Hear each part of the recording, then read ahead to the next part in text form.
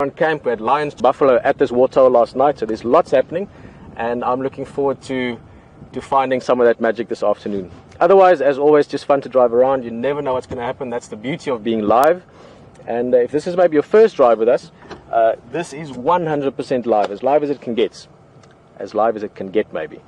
And you're going to have a great experience. You can also ask questions. You can email them in to finalcontrol@wildearth.tv, or you can... did I get that right? Questions at wildearth.tv. So as I said that, I knew that didn't sound right. Or you can hashtag Safari Live if you want to tweet. So please get them through to us. We can answer some questions. Always nice to have a conversation on the vehicle, and we're going to have a nice time. I'm a little bit nervous, as you can hear, because I'm struggling over my words, but don't worry, that'll go away in an hour or two or a few days. It is just truly so exciting to be here, and I think that's what I should sort of stop on for now. Wildlife-wise, we had lots of leopard this morning. Karula, possibly. We think it's Karula. I'm not going to go into her too much now. She's a very, very special leopard for me personally. It will be amazing to see her. She was possibly in the area this morning. The young guys, Q was around, Nkuma was around, Kunyuma, the lions that were around. So lots to look forward to. And let's go look around. My name is Pieter Pretorius, and it's such a pleasure and such a privilege to have you on Game Drive this afternoon. Let's go see what we can find. In fact, let's not go see what we can find. Let's have a look at those buffalo again that we started on. We may be slightly far away to see it. I can just pick it up with a naked eye now and again. But if you look at this guy in the front, you might notice a few things. And obviously some of you might notice different things from others. But he's busy chewing, so he's ruminating. There's an oxpecker landing on him. Rumination is basically chewing or re-chewing his food. So this morning he was eating grass. Now he's relaxing a bit. He's lying in the water or in the mud to cool down, and other benefits as well. And he's just chewing the grass again, or chewing the cud. You get the same thing with sheep, cattle, giraffe, impala. Many animals are ruminants. And they have to spend quite a bit of time during the day just chewing that food, grinding down the cellulose, grinding down the structure, if you want, of the grass, so they can get maximum benefit from it. As I said, he's doing it at the same time as lying in the mud. It's going to keep him nice and cool. It's also going to maybe keep a few parasites off him. Those oxpeckers, the two birds that just flew away, they also help with that. They clean ticks and things off the buffalo. And what I was sort of starting with when I said he's lying in the mud, and what I could see is I can see flies around him. Many, many flies. These little black flies that can get into every little nook and cranny, into your ear, into your eye. They can be quite an irritation sometimes. And I believe from watching Brent yesterday that there's lots of flies out here, so we're going to maybe have to swat a few ourselves. Let's go look around. So there's so much I want to talk about. Obviously lots of exciting wildlife to look forward to, but also great new additions to the team, as I mentioned. Tara and Nikki in the control room, but also the guys. Brent is fantastic to meet. We got to know each other a bit last night. Stefan, he's gone for a few days leave quickly before he comes back over the weekend. Both great guys, great experience, seen lots of things, lots of places. Let's have another look at this buffalo. He's got a good spot there, unless he gets up now. Just like the way he's sort of looking at him through the reeds and the trees here.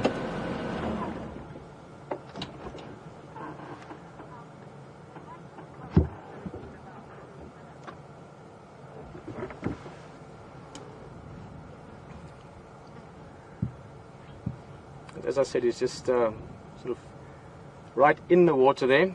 It's also a nice spot for us to stop because we've got a bit of shade here.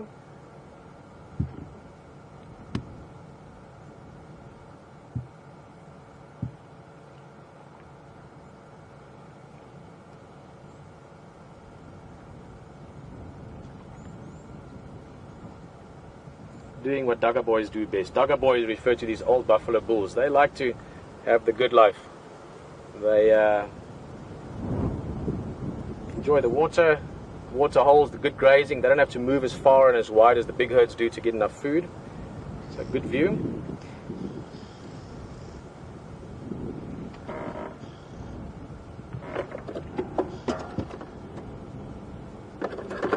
It's also very exciting. The next few days we will be obviously enjoying the drives, and also for HG myself, get to know the team a little bit, and rehearsing a few things. We're building up to a fantastic weekend. Well, every drive is fantastic. That's the beauty of live game drives. But a big weekend next weekend towards Mother's Day, and in that spirit, we again invite you to sort of join us on the exploration of preparing for a big event. And on that same note, Tara, you've been talking to me, not to HT. Just check your channels in case you surprise him. I'd rather mention that now. And yeah, that's it. I was starting to talk about Stefan and Brent, and I'm a little bit jealous with some of the experiences those guys have had. HT as well. All of us in our own way have had amazing places and seen amazing things. But I was chatting to Stefan last night, and the walking he's done in Kruger truly is one of my dreams, to have that kind of access to one of the most stunning wildlife areas in the world. So it's an honor to be in such esteemed company with everyone here.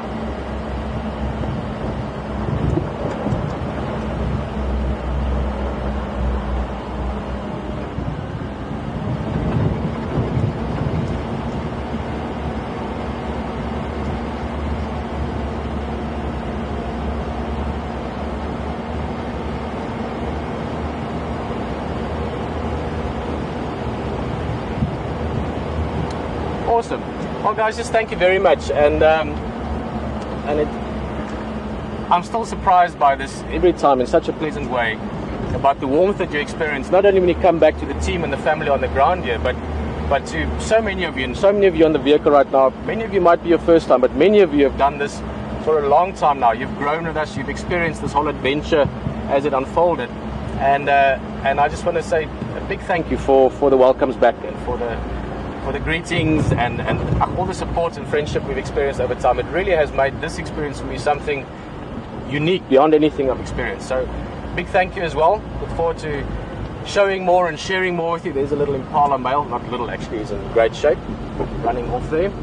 And we're going to look around some more, still keeping my fingers crossed that we might, for the first drive for me this afternoon, find Karula. That would really make my week. And speaking of leopards, and of Karula, one of her offspring, one of the great family trio of Safari, the grandmother, and Karula, the mother, is with HT. So enjoy that, and I'll see you again soon.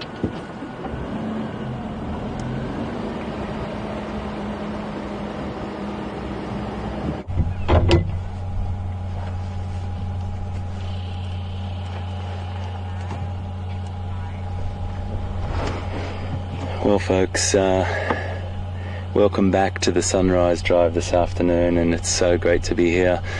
And look what we've found. Look what we've found.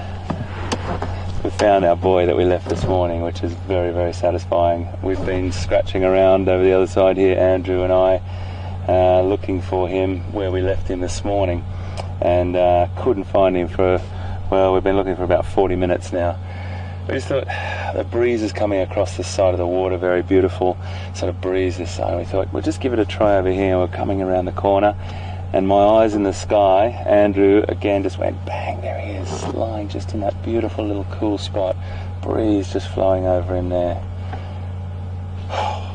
It's so nice. It really is, folks, just to be looking at this time of the day. Now he is flat, he's asleep as we can see, and he's conserving his energy. It is up around 30 degrees Celsius, which is about 86 Fahrenheit. It's a very warm day, but luckily there is a little bit of a wind blowing off that water. So he's smart, you know. He's dropped himself into this little shadow below this little bank here, with a bit of breeze flowing over him, and a few little annoying flies like we've all got on us at the moment.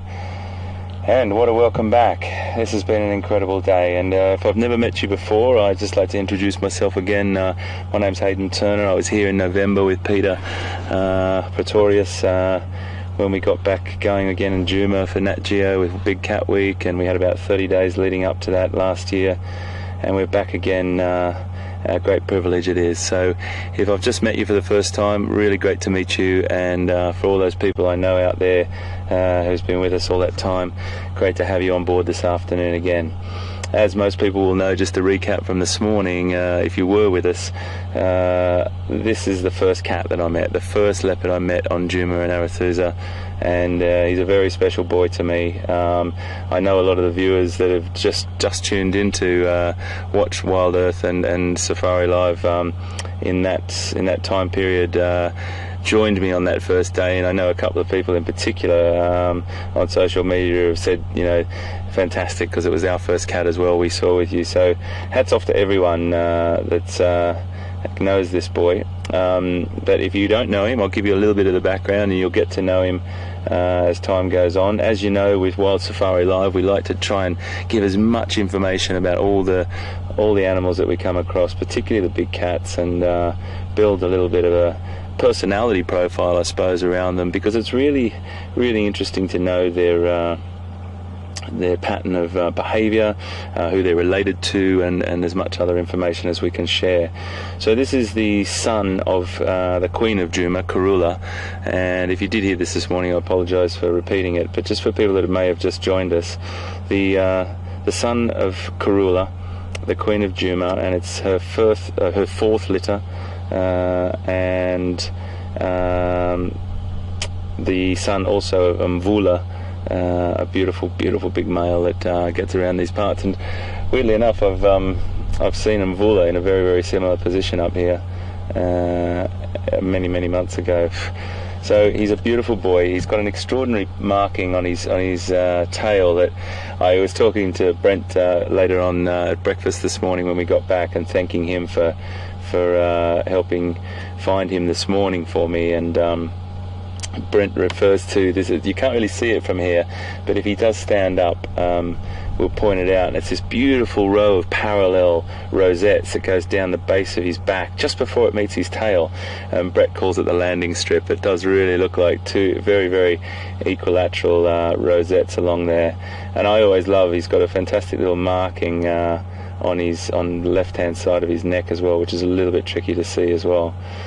But all in all, this is a really great opportunity to see the brilliance of that nature's markings. You know, I don't know if you can go into too much detail with talking to geneticists and scientists, but wow, Mother Nature's certainly got this one right, hey? Look at those beautiful markings, and they play a very important role in the animal's existence. They're used to camouflage the animal, and I'm sure most of you have seen a leopard, maybe only in a documentary or on Wild Safari Live, or even in the wild yourself in Africa, and they might have only been about, who knows, 10 metres away from you, and you could hardly see them. The camouflage is spectacular. They use it to aid themselves in that fantastic ambush ability that they have, and they're just beautiful to look at. Really amazing markings, gorgeous rosettes there, and he is just flat out there at the moment. He's lying there, obviously, as I said, to conserve energy, and the majority of the time they're active in the cooler parts of the day, as most people will know. And we'll sit with him for a bit, and the great thing is, hallelujah, Pete's on the roll as well with Jigger, and how wonderful is it to have Pete back. I know many people were waiting for Pete this morning, and he's an amazing guy, and he's very happy to be back in Jigger and driving around this magnificent part of the world. So we can cross to him, and I think you know, we'll just sort of play our cards here and see how we go. It's one of those times of the day, folks, where it's so hot, it's highly unlikely he's going to get up and move in the near future. But I'm with him at the moment. I just don't want to leave him. So I think we might just sit with him for a little bit longer.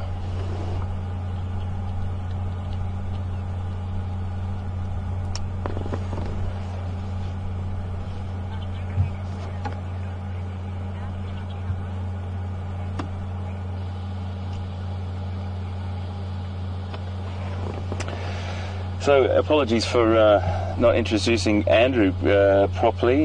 My sincere apologies, Andrew. It was just the excitement of finding Q and coming around that corner, mate, and that was your spotting, mate, so congratulations on that. Andrew is on camera with me today, and it's our second drive together.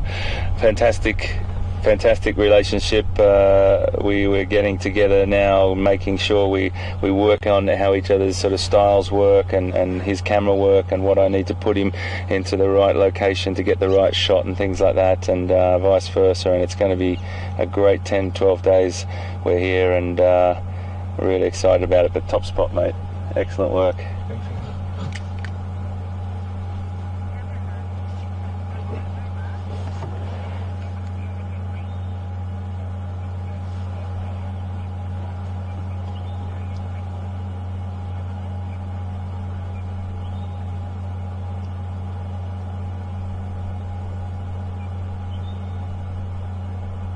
Those flies are really annoying him. Oh, he's looking up now.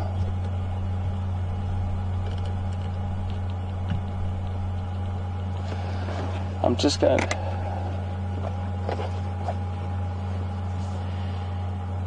to sit for a little bit, folks, just to be nice and still with him and just enjoy the beauty of him.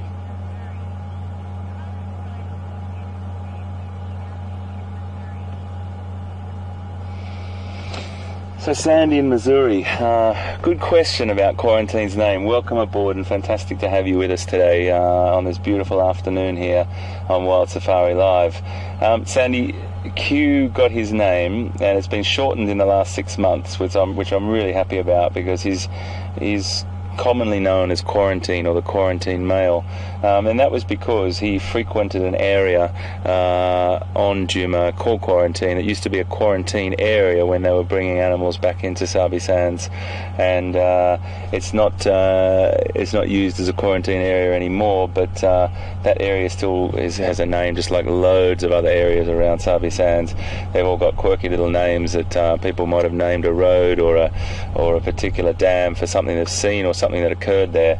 So Quarantine, this cat was found in that area in his younger days. He didn't want to stray too far from his mum after she pushed him out, and he was seen quite a lot and quite often in that area.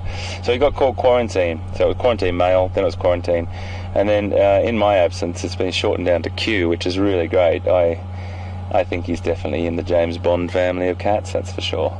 He's definitely one of the best creatures I've ever met. I really like this cat a lot. So if you've got any questions, folks, you can send them to us. You can tweet them. On Twitter you can send it to #SafariLive, or you can send it questions@wildearth.tv and ask any question you can. Obviously we try and get to as many as we possibly can, and we hope to try and do a really nice cross section. If we're sitting with an animal, it's always great to ask a question about the animal. But always, if we're just driving along, please feel free to ask anything that comes to mind about Andrew, myself, Pieter, Brian. Just nice to know a little bit about background and things like that. So anything you like, but we're definitely sitting with a beautiful cat, and your questions are always welcome.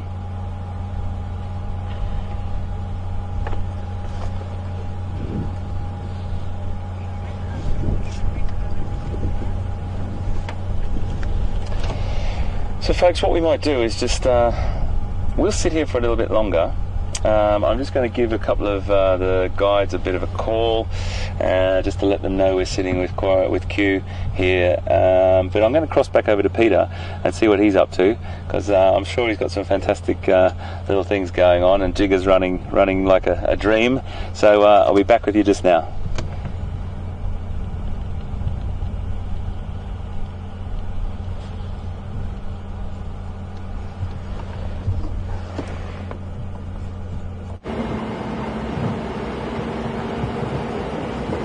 Welcome back on the Jigger, and yeah, what a way to start the afternoon. Hayden already with the leopard. I mean, he's been on the ground, so to speak, almost exactly 24 hours now, and he's seen 2 different leopards already. Lion, it's been cooking, and I really hope that's a sign for the next few days and weeks. Just have to check our antenna at the back. This little vehicle looks almost like a warthog sometimes. I don't know if any of you have ever seen warthogs when they're running. We don't see a lot of warthogs here in Sabi Sands. It's a bit lush. And because of the predator density, leopards and lions, they love warthogs, so we don't see them that much. And if you see them running, their tail pops up, and I've compared the vehicles often to warthogs with the antenna sticking out the back. Of course, the antenna is what plays a role in getting you here, getting you on the game drive with us. So every now and again, if you see me looking back at you talking, and then suddenly I'm looking up. In this case, I'm seeing a vulture as well, but it's just one. Probably just had a little bit of a nice thermal there that he's riding. But yeah, nice to have in the vehicle. I think there's a couple of questions, sort of just, you know, what's been happening, what's happening, and so on. Feel free to send questions in, and send it to questions@wildearth.tv, or you can also hashtag Safari Live if you want to tweet it. A couple more Dugger boys here, or a couple more buffalo bulls. We heard elephants here earlier making a bit of a noise, so we're gonna look for them. Let's just have a quick look. We were talking about oxpeckers earlier. This buffalo that Brian's going close in on now. Look right in between the bosses, or the bosses are those hard shields on the top of the head, or the sort of where the horns meet.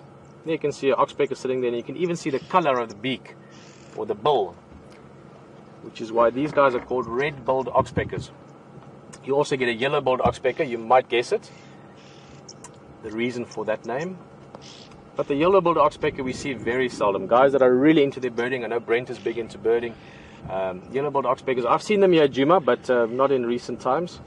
Only when I used to guide here full-time, and you spend lots of time out there. The yellow-billed oxpecker is slightly bigger. It's a slightly chunkier bird, slightly bigger bill. And both those birds are great companions to big herbivores, things like buffalo, rhino, bigger antelope like kudu as well. And they're companions in the sense that they can warn them of danger sometimes. Often if you're walking, the first thing you hear when you find rhinos is oxpeckers making a noise. He's going to the other buffalo. And then they also perform a very specific or a very beneficial service to the buffalo in this case, and that is that they groom them, that they clean them. They clean off exoparasites or external parasites, or more specific, ticks and fleas. And they comb through the hair of these animals and they pick those parasites off. Before we go to other questions, or two questions, just a quick, it's always a terminology that I think it's nice to understand and talk about every now and again, because relationships are very interesting to me. You know, behavior of how animals interact, of how the most interesting animal in the end, us humans, interact. Very interesting how that all works. And you get different kinds of behavior, and people always think that a good relationship, like an oxpecker and a buffalo, is a symbiotic relationship. But the word symbiosis or symbiotic relationships actually refers to any kind of relationship between two different species. And a parasite, for instance, also has a symbiotic relationship. It's just not a very positive one. In parasites, for instance, they potentially can kill the victim in the end, or the host, maybe a better word than victim. But this specific relationship is called mutualism. And I think I've correlated mutualism before to what we're doing here with these live drives. And that is when different species, or different people in this case, all sort of join together to do something very positive that everyone benefits from in the end. And with the buffalo is getting a nice grooming session. He's getting cleaned. He's getting a bit of an early warning signal maybe if something approaches. The oxpecker is very happy because he's getting a very specific, you can almost say very secured food source. He's got a very specific niche that he fills. And that is that he needs big herbivores to get his food from. And a mutualistic relationship, just for the terminology or for the explanation of it, or the definition is the right word, is a mutualistic relationship is a symbiotic relationship between two species where both species are benefiting and one species at least are reliant on the relationship for survival. Again, maybe a little bit like us. We're all benefiting, but WildEarth in the end is reliant on the relationship with all of you guys on Drive with us, because the more of you enjoying it, the more we can do this. So the more we help you, the more you help us. Alright, let's move along. I do want to find those elephants, and while we're doing that, got a few questions coming through from Final Control.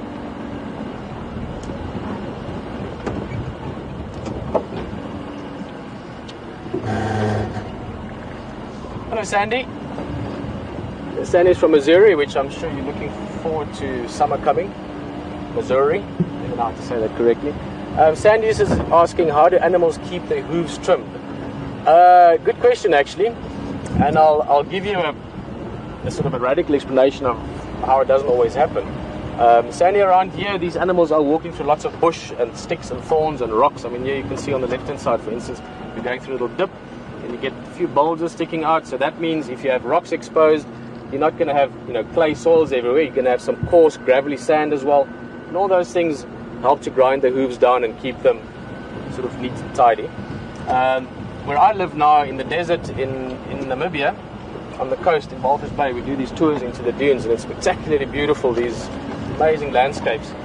And even though it's pure hardcore sand deserts, I mean, it really is one of the driest places on earth, you get some animals that survive there. Springbuck, ostrich, smaller things as well, like, you know, geckos and birds of prey. But the springbuck is what I was thinking about, Sandy, is that you get springbucks there. I saw one just literally a week ago, and it had hooves that, you know, when you look at Guinness Book of Records, and you get these people that grow their nails like for their whole life. And the springbuck had hooves. The normal length of a springbuck hoof would be about that long. And this one's hooves were probably, I would say, 30 centimeters, let's call it 15 inches, 10 inches or so, give or take. Long hooves like this. And that's because the springbuck only lives in this soft desert sand and never walks where there's rocks. There is no rocks for, you know, 50 or 100 miles around. And those hooves don't get to wear itself down enough. Now, sorry, this is going to a long explanation, Sandy, but if there were predators, which there aren't anymore in that case, if that happened here, if you had an animal here that the hooves got so long and out of control, because of whatever reason, that animal would be slowed down a bit and would be eaten. So it would be taken out of the food chain, so to speak, out of the genetic pool. But in short, Sandy, the hooves are not trimmed necessarily. The hooves are just maintained by walking around like they do every day.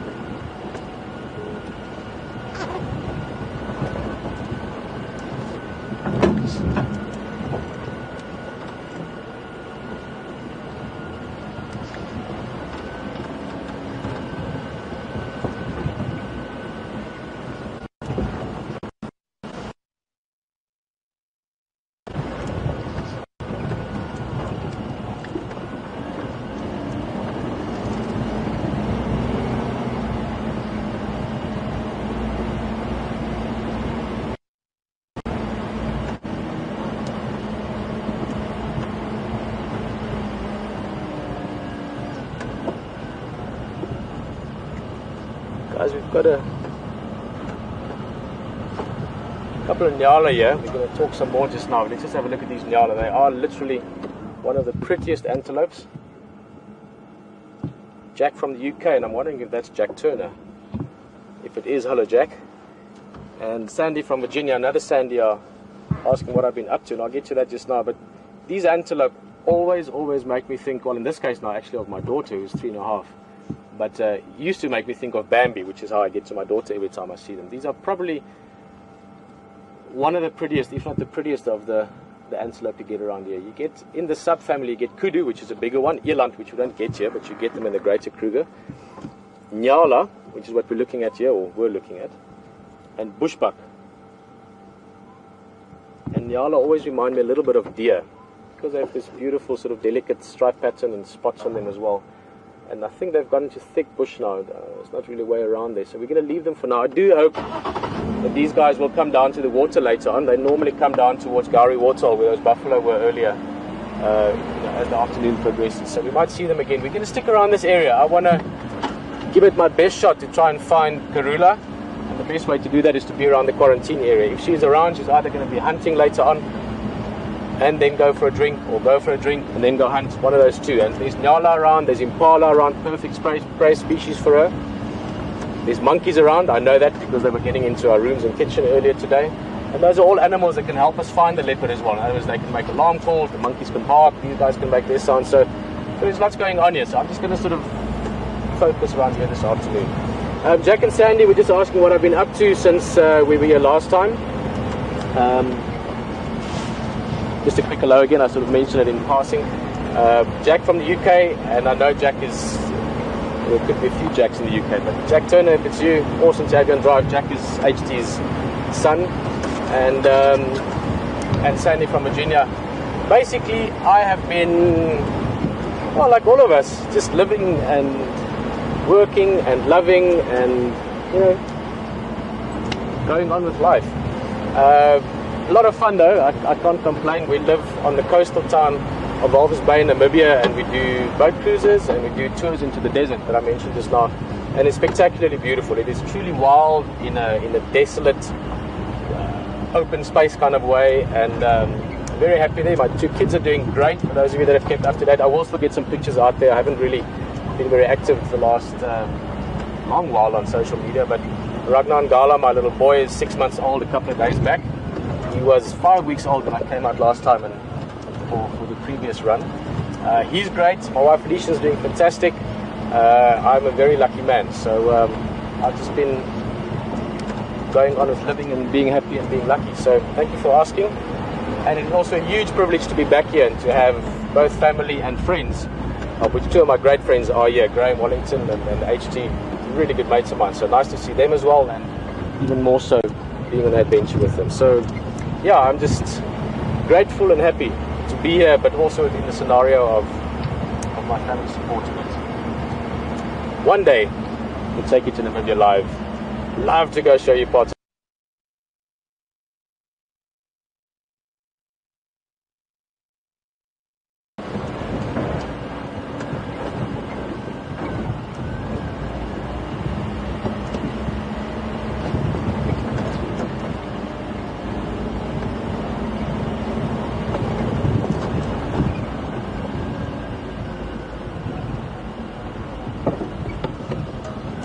A little bit in the distance, but just to give you sort of a feeling of the area we're going through. Brian, let's try and get you, let's go a bit closer, maybe it'll give you an easier shot.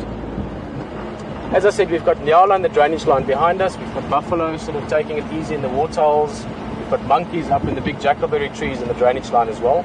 The drainage line, guys, just if you don't know, that's what we call these sort of dry riverbeds, little water courses. And there's a nice big herd of impala. Now these are all part of this afternoon's experience. We will still look at them later on again. We'll go closer down to them. Those young impalas that were sort of just born during our last visit, November, December, they'd be about 5 months old now. Still young enough to play, so we'll try and catch them a bit later on when they sort of, you know, in the cool of the afternoon start running around. But we are also going to be listening very carefully. Both us and the other vehicles out there, the other game drives, even from control, they would be able to hear alarm calls. We're not very, very far from our camp now. In fact, we're only a couple hundred yards away. So apart from enjoying them, we're also hoping that they will help us find what I'm looking for this afternoon, Karula, or other things. There's been lying around lots of things that they could see and call us for or alert us to that.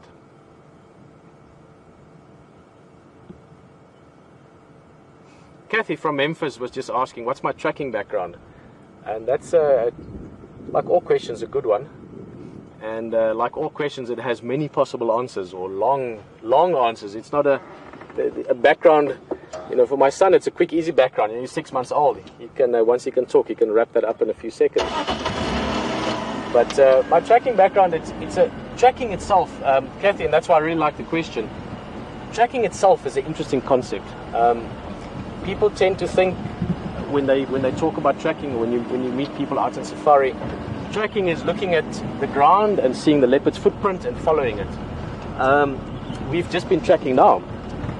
You've just experienced part of the tracking, and that is by just understanding your environment. In other words, there's impala there, there's nyala there, there's the drainage line, you know the habits of a leopard, you know when they do what, and building all those little bits of information together until you're at a space where you can possibly find something. So the actual tracks on the ground plays a big role, and often that would be your first indication of what you're following. It's a leopard, it's a male, it's a female, it's fresh, it's scent marking, it's hunting, it's going somewhere, so it's to get an idea of what it's doing. But there's a lot more to tracking than just the actual visual information that you can see. I was almost going to compare it to like a Google search. In other words, there's not just the keyword, there's lots of other things that's part of it that enables you to understand where do I want to go and how do I find that. And the first thing is understanding your environment and how it all fits together. As for my own background, Kathy, I was very lucky that I grew up in a family that loved the outdoors for many generations even. My father was born not far from here in the Lowveld, Letsateli area. They went to Kruger since they were little boys. So I grew up with exposure to the bush. We always had sort of a bit of a farm scenario as well. We farmed cattle and game. So it really comes almost from an innate understanding of nature rather than learning it along the way. Not that that's a bad thing. I've got good friends that ended up being guides that learned it later on. They grew up in a city and they always had this yearning to be in the bush, and they went and learned it. And you can do the same. So my tracking background, I guess you could say, would first and foremost be just a little kid growing up in the bush and walking in the bush and farming cattle and hunting and seeking things and playing hide and seek and all that kind of sort of games you play. And then later on, living in big 5 game reserves, obviously you start paying a lot of attention to tracking big game, because you know your potential outcome when you find that is so much more serious, for lack of a better word. And then you get to a stage where you almost stop learning it and you just start to develop your understanding of it, if that makes sense, Kathy. In other words, you try and just feel it together with the knowledge that you've gained. So that would be, I hope, a good enough answer for you, Kathy, to explain my tracking background. But to give you a bit more specifics, maybe, the specific area, this waterhole, I have been fortunate enough to have stood on this wall where we're standing now looking at this view. I don't even know how many times, literally thousands of times. I was a guide at Juma for many years, which is also where I got to know the guys that are now WildEarth, Graham and them. Guided here for quite a long time at Cheetah Plains Lodge, which used to be Bush Lodge back then. Pilanesberg National Park prior to that, where I was very fortunate to work with some really cool guys that are at the top of their game. I was chatting with Stefan last night, actually a very good mutual friend of ours, Benedict Clark, was one of my mentors early on, Gus van Dijk, guys that were really, you know, not just good at what they did, but also good at sharing it. I think that's one of the things that I've enjoyed about being in the bush, is if you meet people, and mostly it is like that, people with like-minded passions, that's why they're here. They're also passionate about learning, and that's the great thing about doing something you love, is if you do something you love, it's a pleasure to learn. It's not work. And I've always said, in fact I've written it, nature is the best teacher. To be in nature, if you're interested, you just have to pay attention. You just have to be there and open yourself to it, and you will learn new things all the time. You don't even have to work at it. You must just be open to it.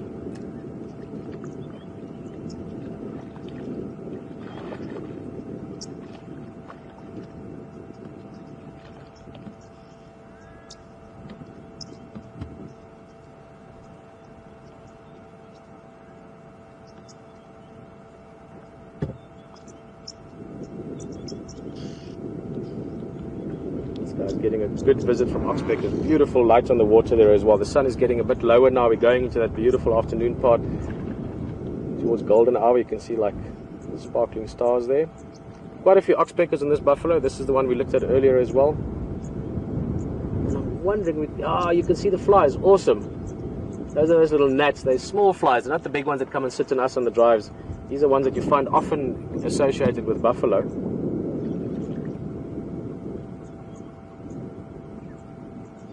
More oxpeckers on him again. You can see all those flies just buzzing around the buffalo, but the water is keeping him cool. Also, under the water, there'd be a similar action to these oxpeckers.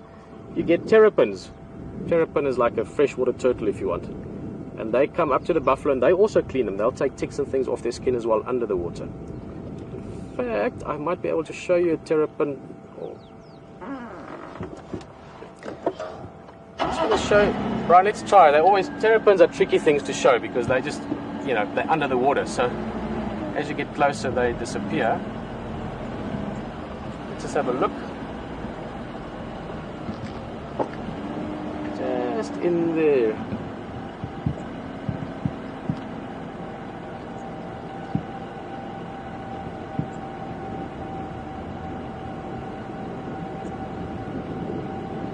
Hey, there's a bit of a lucky break for us. We can see the shell a little bit, or the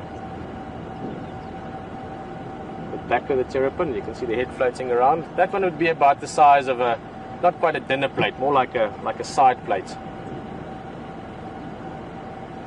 Guys, I'm from Gowrie Waterhole, from the buffalo and the terrapin, just sort of getting ready for their afternoon. I do think things are going to sort of live up or warm up as the afternoon goes along activity-wise. We're going to look around. I heard Brent on the radio. I'm going to chat to him and see what he's following and tracking. And HT has also got a bit of activity that side, so enjoy it over there, and I'll see you in a bit.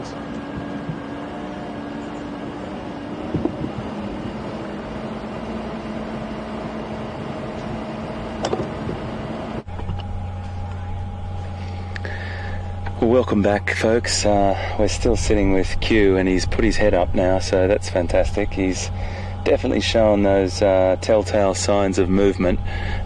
He's started to yawn, and it's a thing you often see with big cats. Lions do it as well. They sort of sit up and they do a few yawns, and they just sort of do that normally before they start to get active. But he's in a really lovely position here just to sit.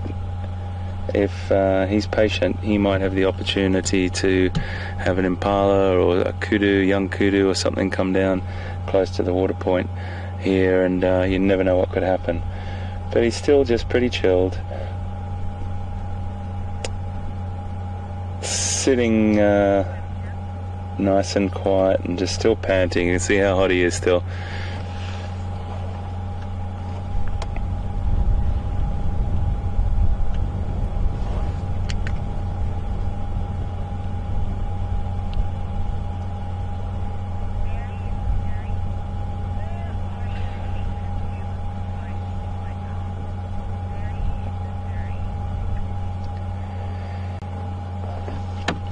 Lovely to talk to you, Mary in Missouri. Welcome aboard, and thank you so much for your question. Mary wants to know, oh, look at that beautiful big yawn. I'll just quickly have a chat and then we'll go back to something much more beautiful. Quarantine, or Q as he's known now.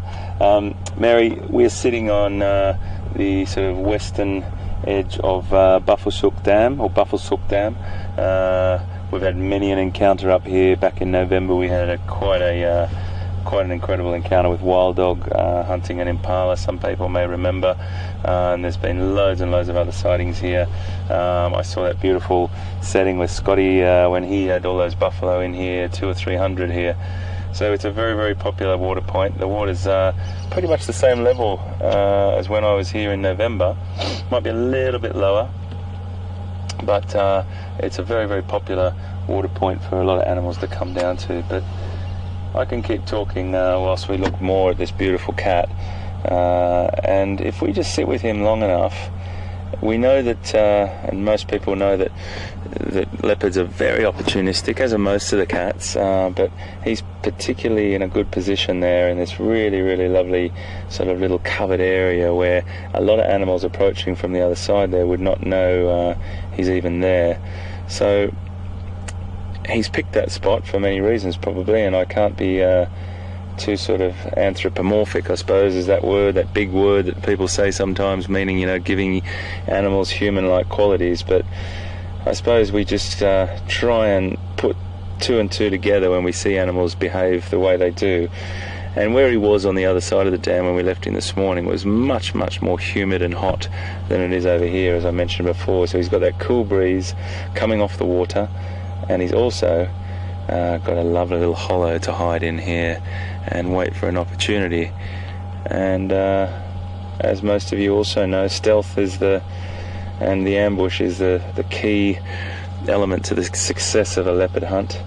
And he can get up to speeds of about 60 kilometers an hour. I've just got to try and do a little conversion on that. 60 kilometers an hour in my head is, here he's getting up now. I'll have to come back to that, folks. Nice stretch. He's just walking right in front of the vehicle now. Oh, look at him. Wow, how close is this? Have a look at this, folks.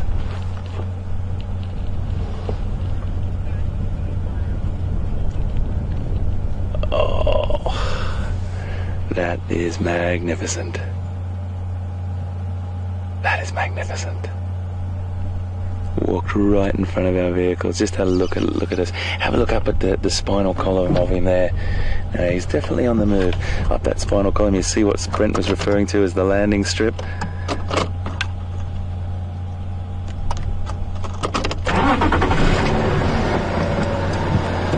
We're definitely going to stick with this boy. So we're sort of in a position at the moment, folks, where the other game drive vehicles aren't out. So as soon as 4 o'clock hits, we'll call into everybody and let them know where we are. And just to bring some other people in on this beautiful cat like they did for us this morning. And that's what it's all about. As I always say, it's about sharing these beautiful encounters with the other guides and having a really great code of conduct. We don't have any more than 3 vehicles on the animal at one time or around the animal. Keeping a nice distance from him. We've got him really, really good. He's in a nice ambling pace through there.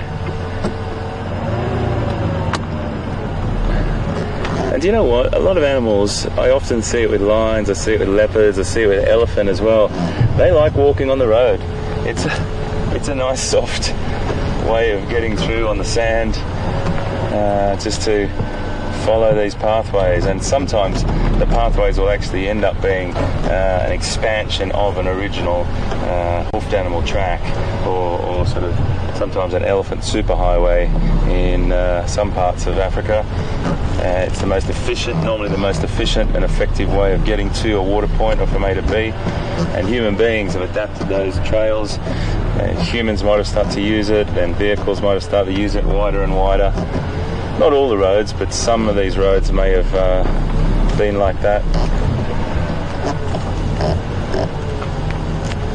I tell you what, folks, for day one for me and Andrew, this is a piece of gold. It really is. Have a look at just, it's really hard. I don't want to get up too close to him and disturb him, of course, but right on the middle of his spine there, Andrew, it's just on that, dead on his spine, at the base of his tail there, is that landing strip, those parallel dots, or those little rosettes or black spots there. And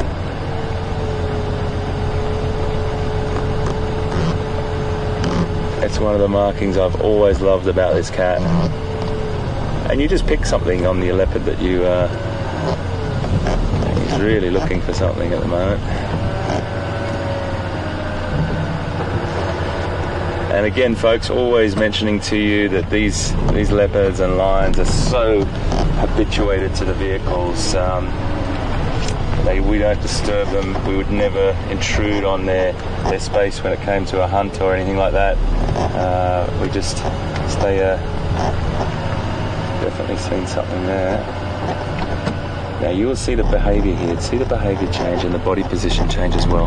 He's lowered himself to the ground a little bit. Definitely picked up something in here. Unfortunately, it's absolutely thick as thick. But I tell you, I'm definitely going in, that's for sure.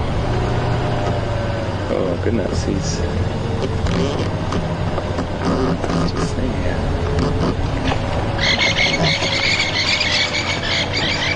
He was stalking a couple of francolin then.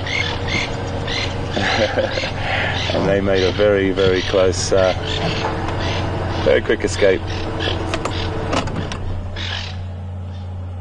That just goes to show you, you know, opportunity arises. Francolin, crickets, lizards, young zebra, young wildebeest, impala. There's even been encounters of leopard taking down young giraffe.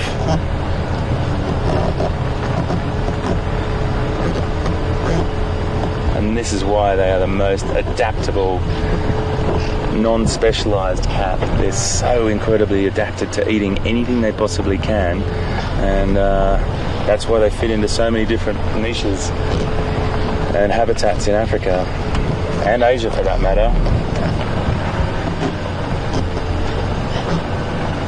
I've been very, very fortunate to see an Asiatic leopard in a place called Kana National Park, and he was travelling through in India, travelling through a communal area. First thing in the morning, we're heading out to find tigers, and he just cruised straight through a village and straight into the national park. And it was a beautiful cat, it's just as beautiful as the African cousins.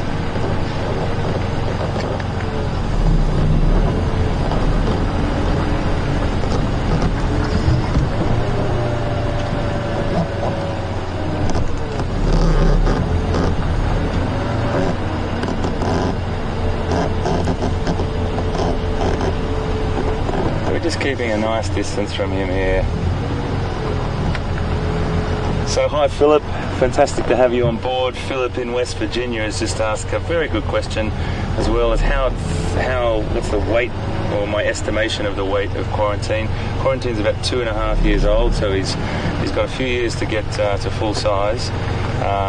Obviously, there's a very, very slim or slight genetic variance. Some animals get a little bit bigger than others, but generally speaking, 65 kilograms would be his adult weight. But I think Will Fox, who's on our team, who works with leopards a lot, he's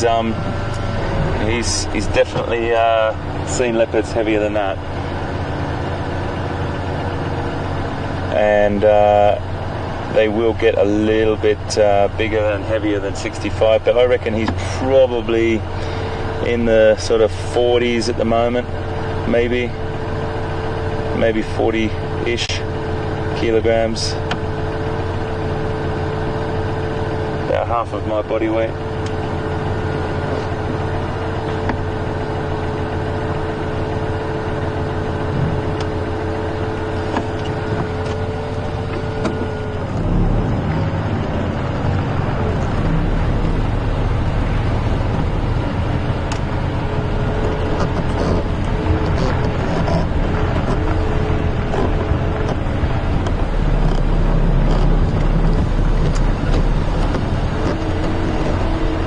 So yeah, to answer your question, maybe about mid-40s, I'd say, for him, kilograms. And I have to convert that to pounds for you as well. So that's 45.90, about 100 pound, I'd say, roughly, at the moment.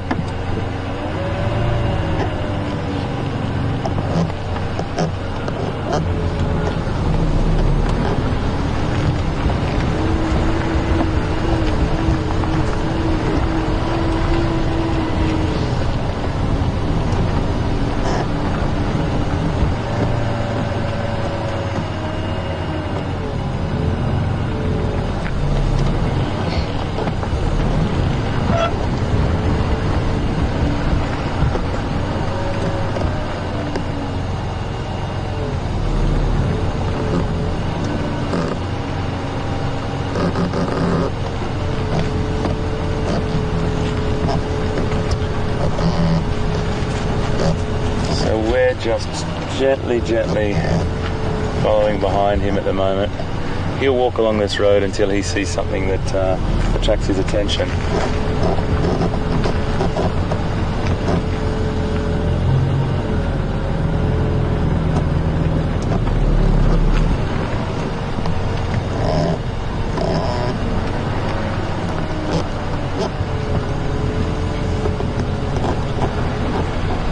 So what I'm going to do, folks, I think I'm just going to sit with Q for a bit, and I'll definitely come back to you as soon as anything happens.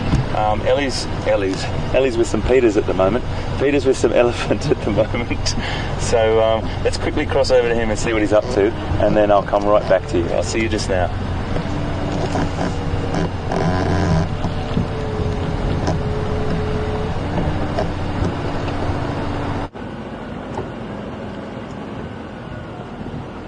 Well, guys, I would just watch the road if I was you. No, she stopped before she crossed the road. Guys, we found a beautiful little breeding herd of elephants down at Treehouse Dam.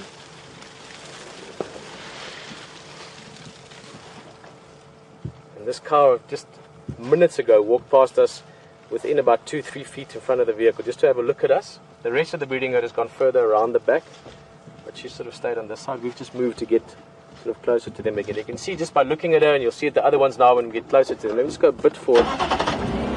As we get closer to them, you'll see they've all got sort of light and dark patches, mainly dark patches on them. And that's because it is quite hot. This afternoon we've got that sort of beautiful early autumn but still summer weather. It's sort of high 20s, low 30s. Around the 80s or so Fahrenheit.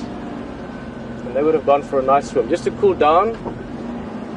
They really don't have as many problems as much as buffalo and things like that with exoparasites. So ticks and fleas don't bother elephants as much. They've got very thick hides. They also very intelligent animals with long trunks and the ability to clean themselves, maybe in more or in different ways. But this mud bathing really is a fantastic way to cool down.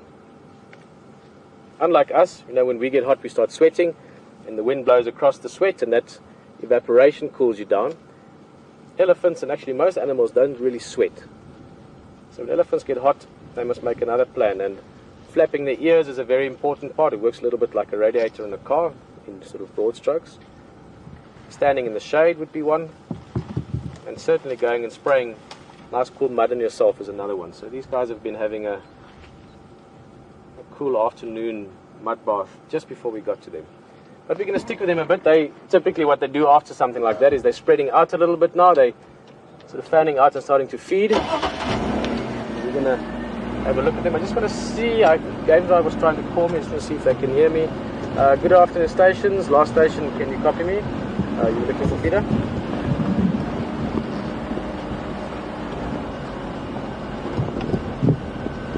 Guys, if you can copy me, there's a small ambient law via Treehouse Dam heading west along the northern track. A bit more forward and we'll wait in front of them. It's always nice to wait for them to come towards you, and then they've got enough space to do what they want as well. If they want to go further around you, they can. If they want to come close and have a look because they're curious, they can. Just want to give them a bit of space. Guys, what I was doing just there on the radio, just so you know, especially for those of you that maybe have not been on many drives, is there's other game drives out as well from the lodges that are doing the same thing as we are, and we all work together. We give each other information, what's where, tracks, animals, elephant sighting, let the guys know. They want to show the guest elephants, they know we've got elephants here. Tomorrow they maybe find a lion and we get the benefit of that again. So good to work together with the guys. This is the same female that we looked at just now. She's got that little sort of finger-shaped notch in the bottom third of her ear. And I think she's the matriarch in the herd. There's one other cow in this herd that's similar size, but just from the behavior, this would be the matriarch or maybe the second in charge. We often have that with elephant. In these herds, you've got the matriarch or the leader, which is a female, normally the oldest cow, and then you'll most of the time have like a sergeant major, like a second in charge, and that will often be the elephant that does a lot of the sort of telling the group where to go and sort of keeping the youngsters in check or chasing away a threat. It's not always just the matriarch that does that.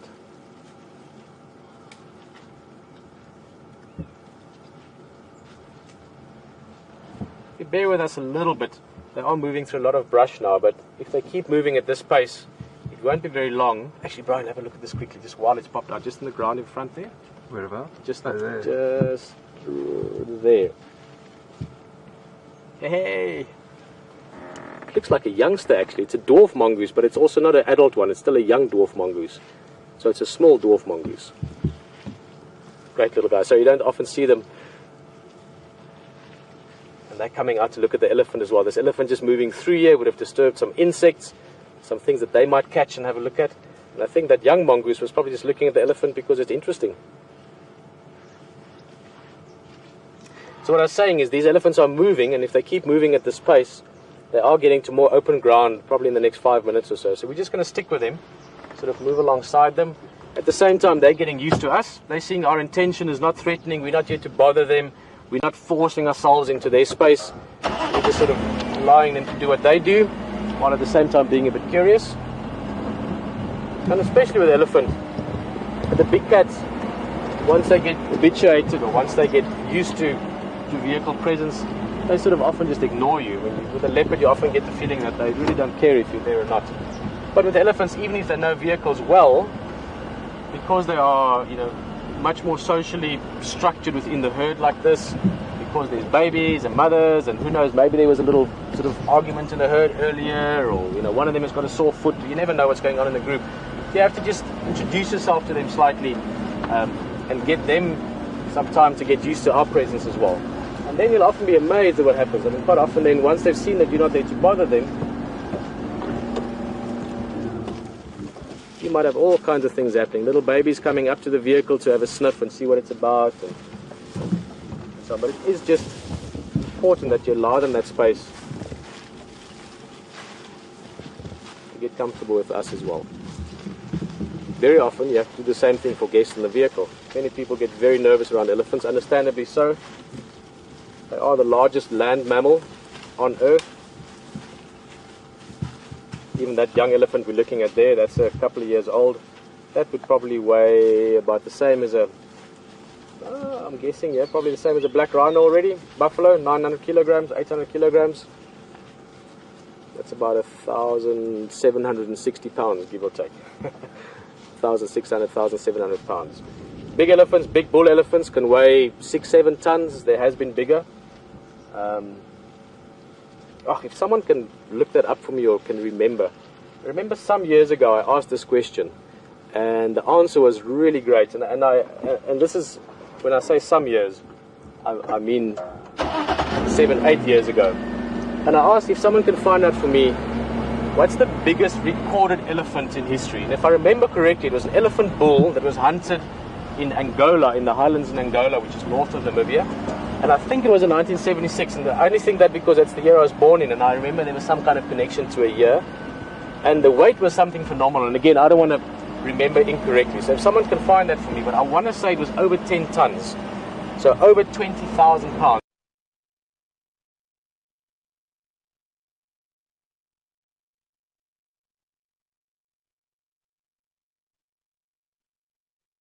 Place. Got a couple of elephants on our right, well, 3 to be specific. And we've got another 1-2 youngsters there, another teenager coming up further left. In fact, that's quite a young one there. That's the smallest one in the herd.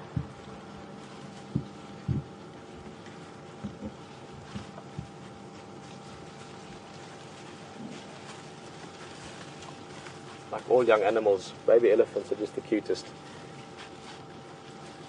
And once they relax with your presence, they can be a lot of fun as well. They can really get playful with other elephants, with other things. When I've seen baby elephants play with sticks and stones and birds on the edge of the water, geese, all kinds of things. So we'll see what this one gets up to.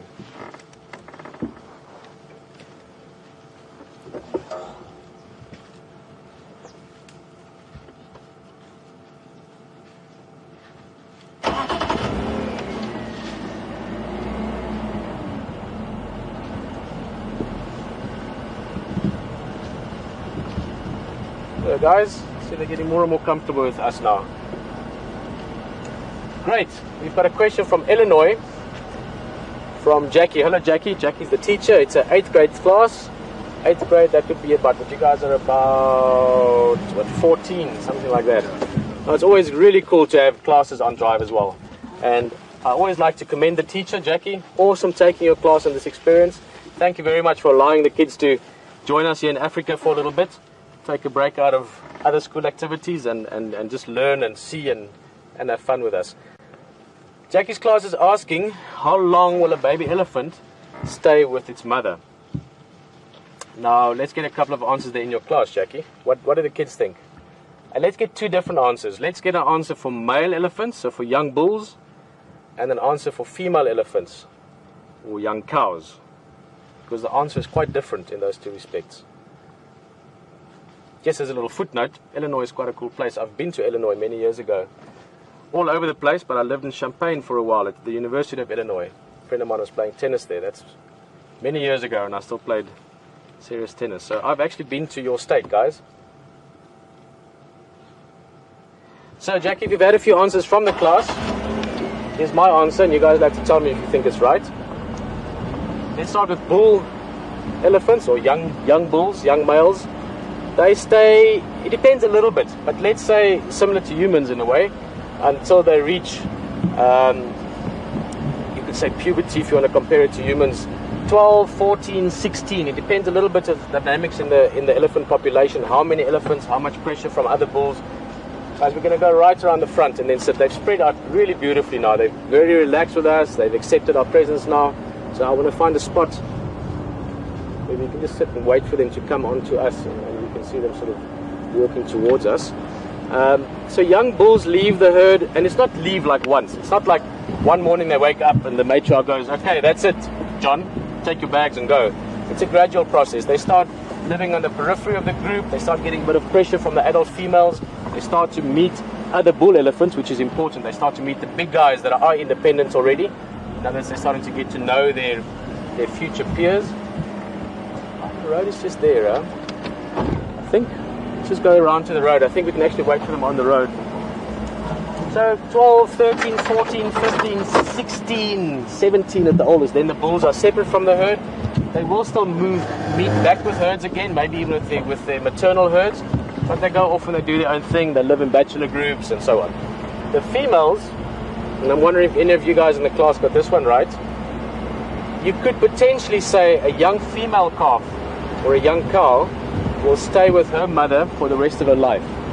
And that's quite cool. And elephants, in building up to Mother's Day, Sunday in the week, these are one of the animals that when you talk about mothers, there's so much to learn from elephants and so much to celebrate with elephants, in the sense that they have these amazing family structures where a matriarch can often have her female offspring, her daughters, live with her for the rest of her life. If the herd gets too big, sometimes you see these amazing footage or pictures of massive herds. Pieter, who's an amazing photographer, has got these epic photographs of hundreds, even of thousands of elephants in groups. Now within those dynamics, or within those big groups, you will have a matriarch and often other herds that are related to her, meaning one herd might be led by matriarch A and the second herd might be led by matriarch B, but this might actually have been a daughter of matriarch A. So they do spend, for practical purpose, not always but often, the rest of their lives together in the case of female elephants. So there really is a very, very strong maternal and female bond within the herd. Here's that youngster we talked about, the little one. I think we're going to sit here by the marula tree and wait for them to walk onto us. And in that time, we're going to answer a couple more questions. And if someone could find that little snippet of information about the biggest elephant ever, I'd love to get that from someone. Please let me know. Okay. Almost, just past here. Alright, let's sit here for a bit.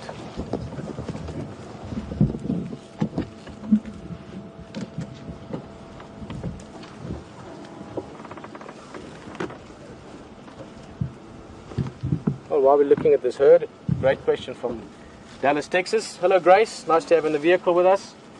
Grace is just asking if there's any way of telling how many herds of elephant are in the Sabi Sands. Grace, well, at any given time, yes. If you were to do an animal count or a census, which they do sometimes, aerial counts, you could say, well, in the last 48 hours or so, we counted so many elephants. Look at this guy coming up to us. One of the youngsters coming to have a little investigative look at us. Eating, of course, doing something. Especially the younger ones, they sort of pretend to be doing something while a lot of it might actually just be curiosity. Grace, but the thing with elephants is they roam far and wide. They don't really have specific territory. So it's not like gorilla, the leopard that we were looking for earlier, hopefully we'll find later. Or it's not like the lion prides we get here that stay in a certain area. Elephants roam far and wide. And even though they have certain home ranges they like, in other words, you get to know certain bulls like certain waterholes, they potentially go anywhere and everywhere. So all the elephants in Sabi Sands potentially could be in Kruger at some stage, and all the elephants in Kruger potentially could be in Sabi Sands at some stage. So we are talking about thousands of elephants. Young elephant, nice and muddy still from the mud bath earlier. You can see those tusks just poking out. Hello, good afternoon. Yes, we're very afraid of your intimidating head shake, young male. This is a young bull, probably about, it's always difficult for me to guess exactly, but I'd say around 10 years old maybe. 9, 10 in that range. Within the next 2 years or so, you'll start getting the first sort of initial sort of gentle pushes, if you want, from the grown-ups in the herd to start finding his sort of independence. But that's still a ways off. This is another youngster. Only 3 years old. There's the small one in the back. Guys are looking right behind us. Brian looks a bit like a cook sister. Wouldn't make sense to most of you. It's this delicatessen, sort of a sweet that we eat in South Africa. That's this sort of like a, what do they call it in America? You get something similar, like a pretzel, but similar. In a long way. Not in a tight way, more in like a twisted way. So we're going to unwind Brian here. Those elephants have passed right behind us. And they are going to the road, so we should see even more of them. Unless, of course, something else happens. HT is out there as well, as you know, if you've been joining us for the drive. He's had a leopard. If you've maybe just joined us in the last few minutes, guys, we're live in the African bush here at Djuma Game Reserve. My name's Pieter Pretorius. I'm very happy to be back here in the seat of my favorite Land Rover in the world, the Jigga. And it's a beautiful afternoon. Not too hot, pretty hot, but we've got a little bit of cloud just blocking the sun now. We're getting into that golden part of the afternoon when anything and all the magic happens. There were lions around, there's been leopard around, we've got a breeding herd of elephants, there's a couple of buffaloes around, so at any stage we might find something else. Hayden might suddenly have activity with a leopard, so brace yourself for an exciting afternoon in the bush. If you have any questions, maybe, what are we doing, who are we, where are we, or if you've been on many drives, they have specific questions about elephants maybe, you can send them through to us one of two ways. Questions at wildearth.tv, that's if you want to email, questions at wildearth.tv. Or, look at this beautiful leg. I love elephants and I particularly love these youngsters. Or you can also tweet questions if you want. #SafariLive.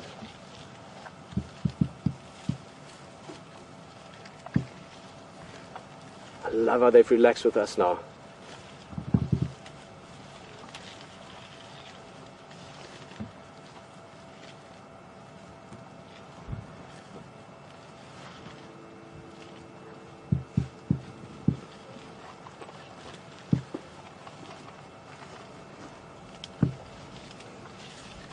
Guys, and what's beautiful with these young elephants is they have to learn things, just like us.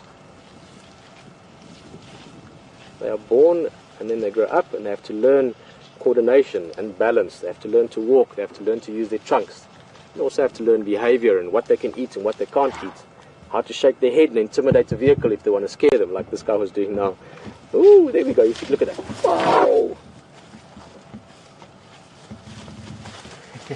Isn't that just beautiful? And guys, look at the behavior in the back. The other elephants, they're just eating their food, nice and relaxed. That shows you that they're properly relaxed. Elephants communicate most of the sound we don't even hear. 2/3 of what elephants say to each other we can't hear. It's too low frequency. So if there was any stress in this herd, firstly, they wouldn't be spread out all over the place. We've got elephants to our left, we've got elephants to our right. They're all relaxed, they're all feeding, doing their thing.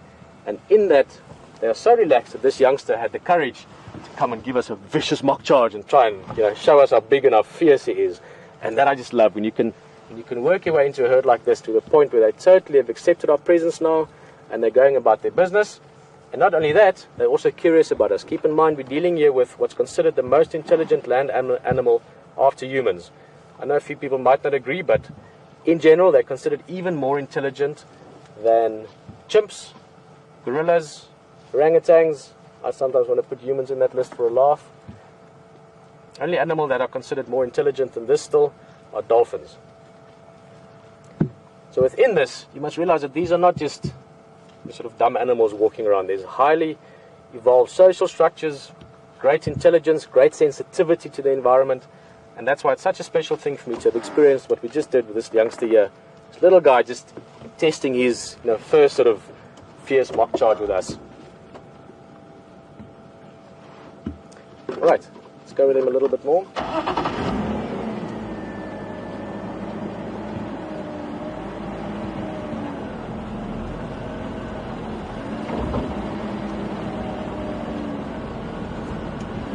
Guys, these elephants are going into slightly thicker stuff again. We're going to stick with them and see where they go, but the visuals aren't going to be great. I think we've just experienced that moment of magic. I was really hoping to have a little special moment with one of them, and how awesome was it that it was the smallest one in the herd. So we're going to stay with them, see what else comes up. I want to go back to quarantine later on. Just a quick thank you, and I apologize, that was mentioned to me a few minutes back and I forgot the names. It was Jan and Jen. Dan and Jen. Something like that. That helped me again just now. Guys, you were the first to come into the info, the biggest. Dylan and Jen, thank you very much. Dylan and Jen, as well as many others of you, thank you so much. The biggest elephant ever recorded was 27,000 pounds. That is 13, it's about 12,500 kilograms, 12.5 tons. That is just phenomenal. That is 6 jiggers. Massive, massive elephant, 13 feet tall. We'll get some more of the information later on when it was and so on. But thank you very much, Dylan and everyone else, for sending that information. As I said, elephants are going to the thick stuff. HT is with a leopard. Go have a look there. Hopefully we can see that leopard for a bit more. We're going to go look around some more and see what else brings the... You know what I mean. Enjoy.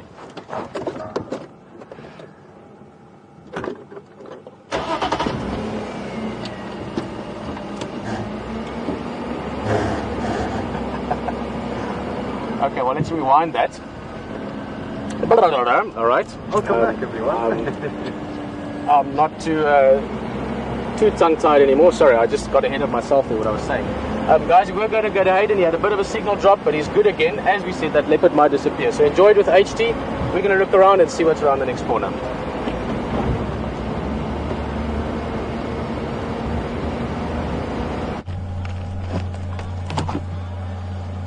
So folks, we've just followed Q all the way through from Buffalo Silk Dam. It was a bit of a bush bash, and we made it. We lost him for a little bit, and now we're back with him, and he's sitting on this termite mound.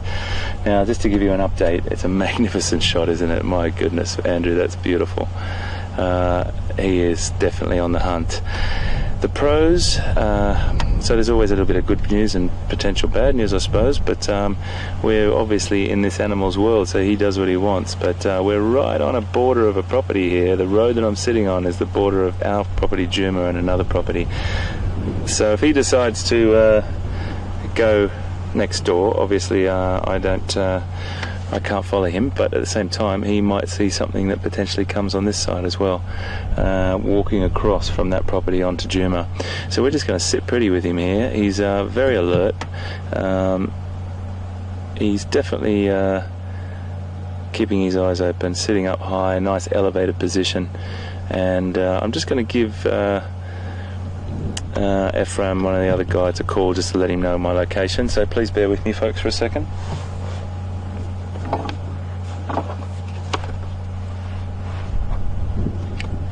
Ephraim, do you copy?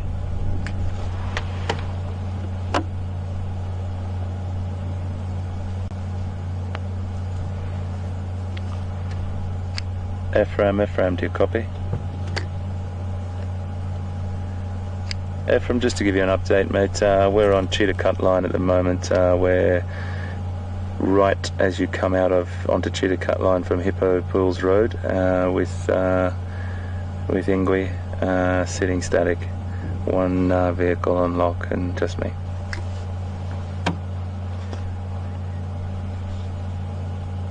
Repeat. Affirmative.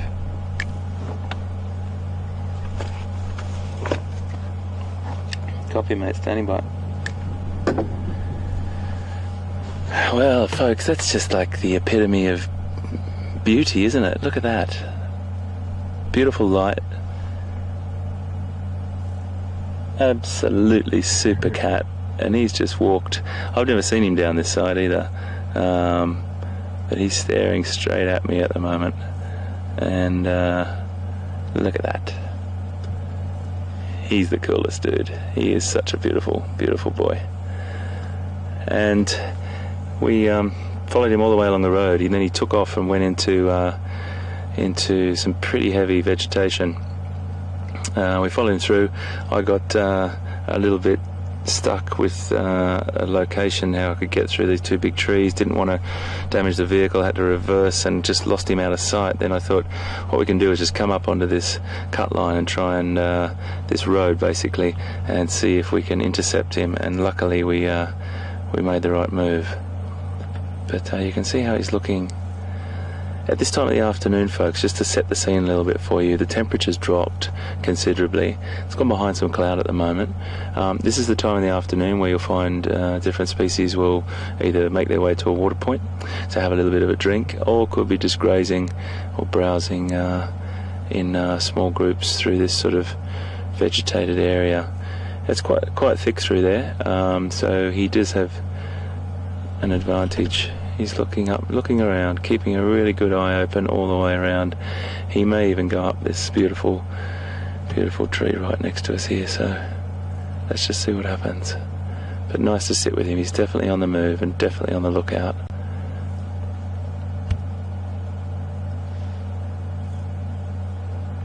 You'll find this is a behaviour that leopard will do often. They'll sit up on top of a termite mound. They blend in so beautifully, and they'll just lower themselves really, really close to the termite mound if they see a prey animal.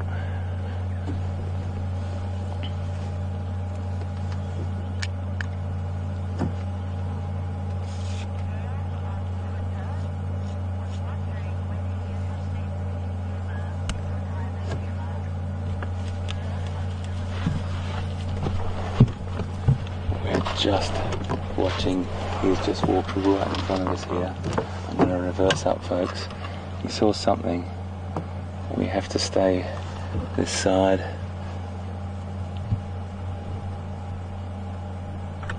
And just to explain to you folks, you know, we have requirements, and we have to respect other landowners, and we traverse Arathusa and Juma, and we don't go onto other properties, of course. So if the animals do, that's their choice, and of course we respect that. But you never know. We can still see him. He may go up this tree. Let me just look what he's going to actually. Let me just move forward for you now. See just there. He looks like he's going to go up it. Oh yeah. That's not too shabby. He's just found himself a great location there. Look at that back leg hanging down. He'll probably go up to the left, I'd say, or he might go up a bit higher. Depends on what looks most comfortable. That elevated position is such an advantage that the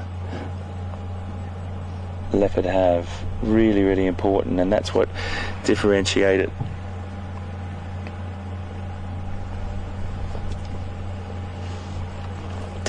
it between all the other cats. The ability to climb up that tree, either for a hunting purpose or to hoist a kill up there and store it for later. So a huge advantage the leopard has.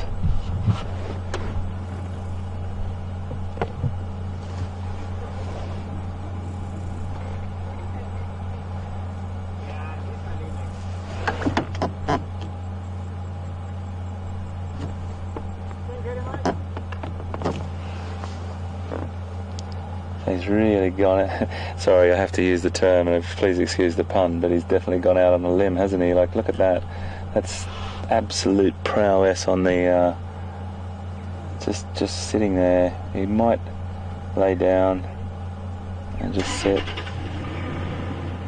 And you know, this is a great opportunity for him to see anything walking this direction, and it happens quite frequently because Buffelshoek Dam is quite a popular location for herds of animals to go to in the afternoon, and he might just be seeing that. He could see something we can't see, that's for sure, up that high.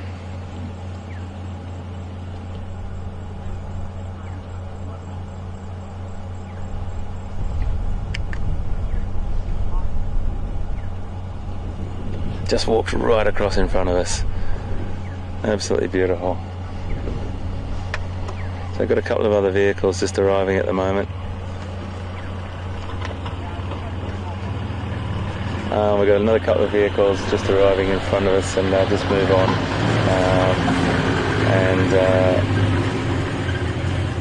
Everyone, there's 3 vehicles on the location at the moment, and that's the way it'll be for a little bit.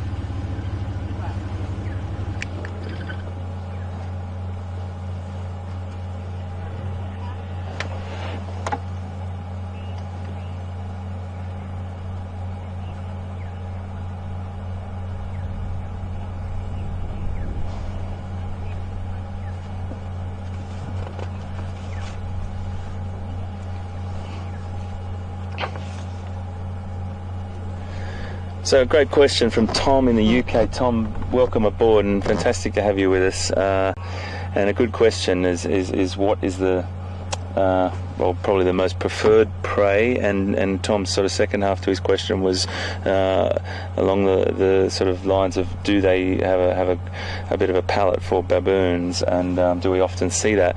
Well, Tom, they definitely have a great love of baboon.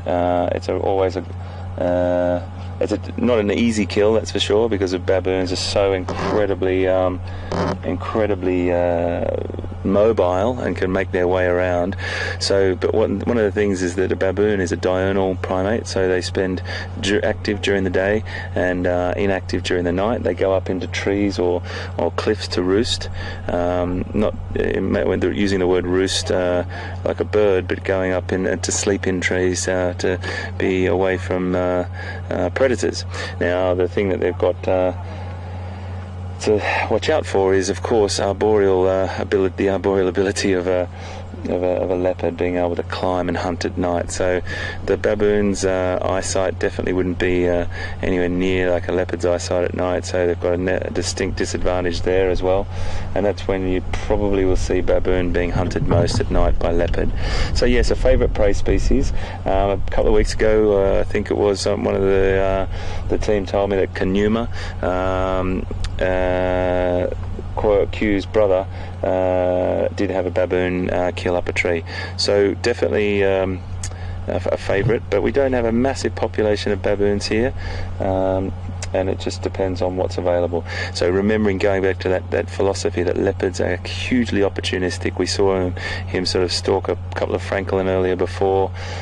He's looking for anything that will pass his way here, and they will really have a go at anything. But great question, Tom, and thank you very much, and great to have you on board.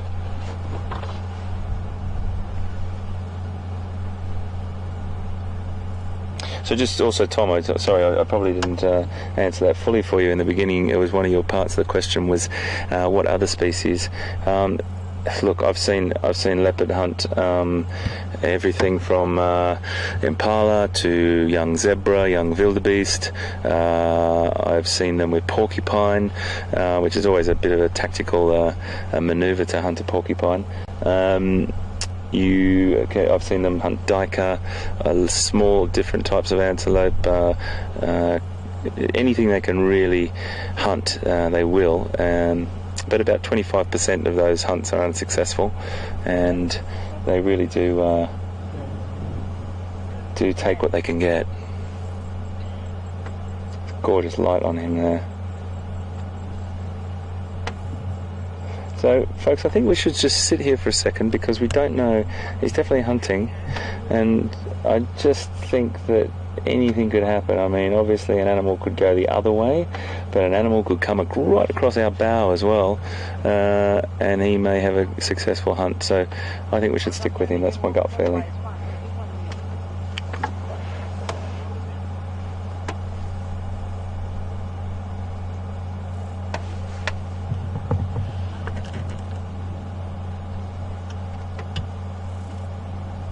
Just getting comfortable there. Now, you know, if you're walking past, there's the classic legs down the side of the tree. Just as I said, he looked like he was hunting.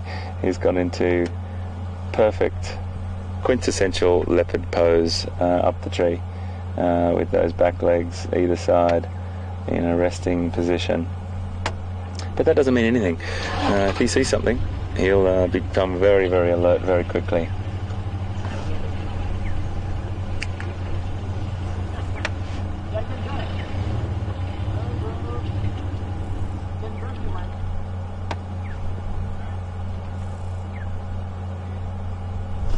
If you were to be walking along on foot, you know, if you had the eyes of and senses of Stefan, you'd obviously you know, come across him and see him. But you know, you could drive along here and be looking the other way, and so easy to miss. That's why we do drive slowly. We look up trees all the time, do our utmost to try and spot these animals. But as you know, that beautiful camouflage you can see there now, if you zoom back, Andrew, and get a full shot of the tree, you can give everyone at home there and everyone watching a great perspective of how easily one could miss that beautiful animal in that tree. That's a beautiful view, isn't it?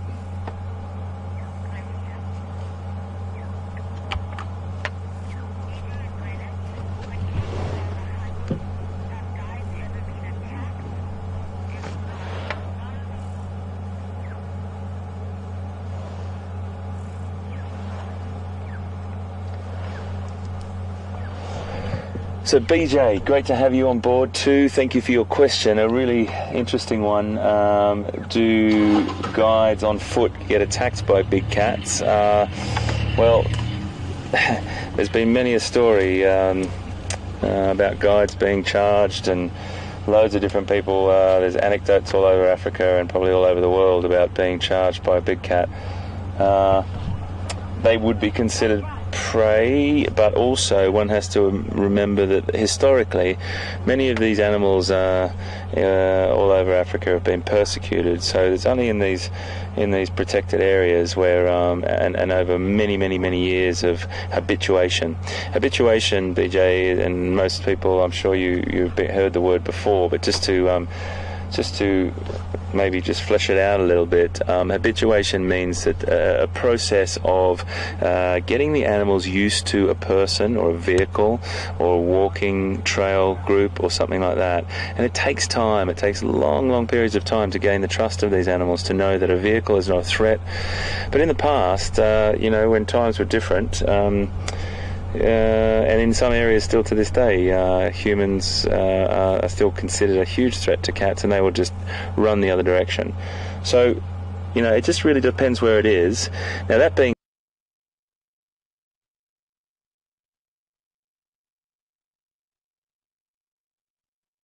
and in some areas still to this day, humans are still considered a huge threat to cats, and they will just run the other direction. So, it just really depends where it is. Now, that being said, you can come across walking, and Stefan will elaborate on this on a walk, I'm sure. You can come across a pride of lions lying in the long grass that you won't even see until you're on top of them. Now, that can be quite a startling situation to be in, and there's been many a time where hundreds and thousands probably of occasions where people have been mock charged, and probably charged even a little bit more seriously than that. But I don't laugh at it. It's definitely not a position that any professional guide would want to be in, and I know Stefan would reiterate that. That's not the sort of position you would put yourself in for any reason other than something that was completely unexpected. And in that situation, your professional trails guide would handle that situation with you as a group and make sure that your safety was of utmost importance. So probably that's the answer to the question, BJ. There's definitely been thousands of occasions where trails guides have got stories that I'm sure you'd love to hear around the campfire, but thankfully, particularly in South Africa, the best safari guides I've ever seen in the world, and it's just an absolute pleasure to work with the people that are trained here. And if you walk out with a professional trails guide, you're going to come back with only fantastic stories and a beautiful experience.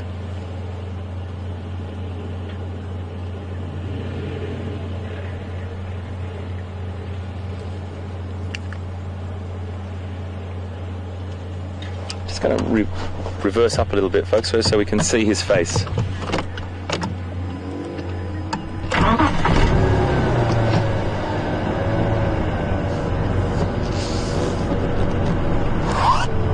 Just rolling back here just so you can see his face, because just a little bit of vegetation hiding it there. So if we just pan back a little bit for me, Andrew, if that's all right, please, mate. I just got a question from Claire in Canada. And Claire, thanks for coming on board with us this afternoon. Really lovely to have you here. It's a good question, because distance is a very hard thing to judge on camera. It's hard to judge how fast one's driving. It's hard to judge how high or how big something is until you've got something to compare it to. So Claire's question, and again, welcome, Claire, is how high do I think Q is up in that tree? I'm looking at the back of a vehicle here and just trying to compare it to that. That's about probably 6 foot 2 meters. I would probably say about 5.5, 6 meters, which is about 15, 18 feet. Let's just say a rough guesstimate, Claire, about 20 feet. Imperial, about probably 5 or 6 meters in metric. It's a great question because it is difficult to judge that distance, that how far we are away. It wasn't very difficult to judge how far we were away when Q walked past the front of and nearly sort of jumped on the vehicle earlier. He was like nudging his face along the push bar on the front of the vehicle, so that was quite a beautiful experience earlier. And then just as he came off the termite mound and ran across the road in front of us, that was quite special as well.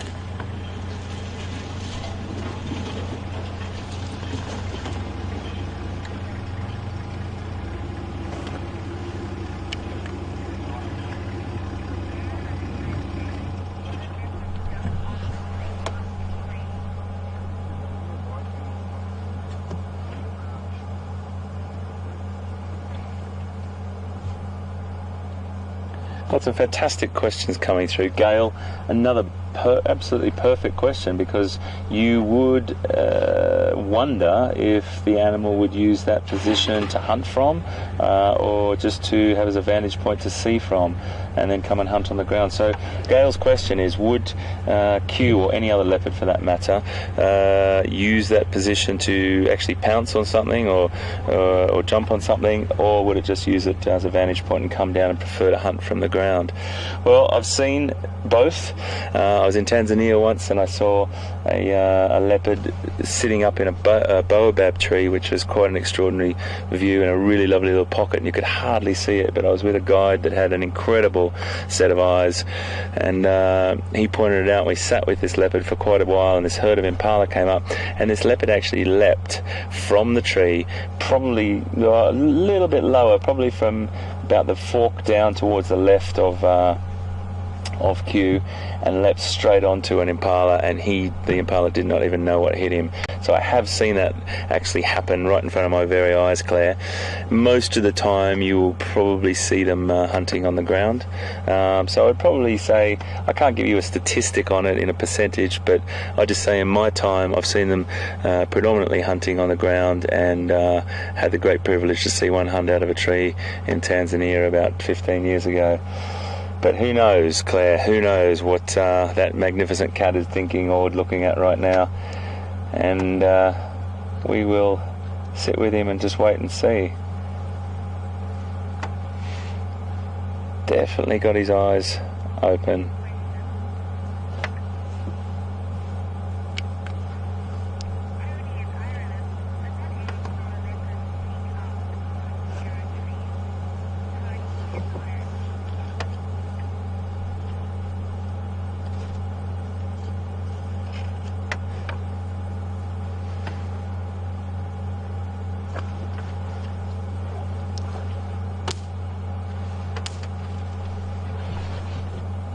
So I've got a question from Tony, and Tony in Ireland is asking, what age would a leopard seek to sort of set up his own territory or start to patrol the territory?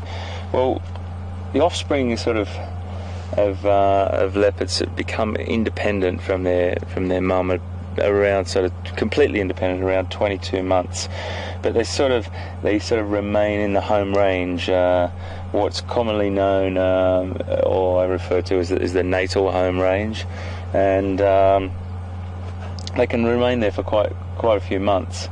It just really depends on the relationship that happens with their mother. And they might get a few handouts now and again, or a few tidbits, but it just really does depend on what goes. But then the ranges overlap over time, and they'll probably start to set up their own home range as a male, probably around 4 years proper. and it's just gaining experience. But those rangers, I've talked to Will Fox about this many a time, and and all the guides have all different stories about where they've worked before and how there was a huge concentration of leopards in a very, very small area, and they tolerated each other, so their home range was much smaller. And then you go into places where it could be anyway up to 60 square kilometres, or about 20-25 miles. So they can be as small as in the single digits and up into those numbers. It really does depend on the location, the amount of the population density of leopard, and it really does depend on the availability of food. So Tony, lots of different contributing factors that will occur, but normally around sort of 4-ish, 5-ish when they're sort of at an adult stage, but staying in that sort of natal home range up to about 20, just under 2 years.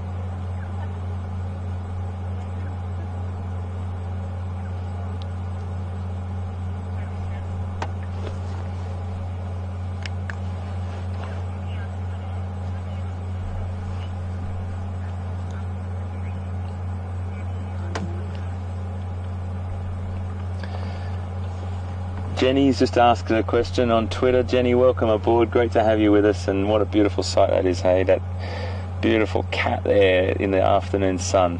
And your question is, just like us falling asleep in the afternoon sun, would there be a potential that Q could fall asleep to the point where he falls out of the tree? The answer to that is a definitive no, but I have to tell you something really funny I have watched once in Zimbabwe when I was working there many, many moons ago.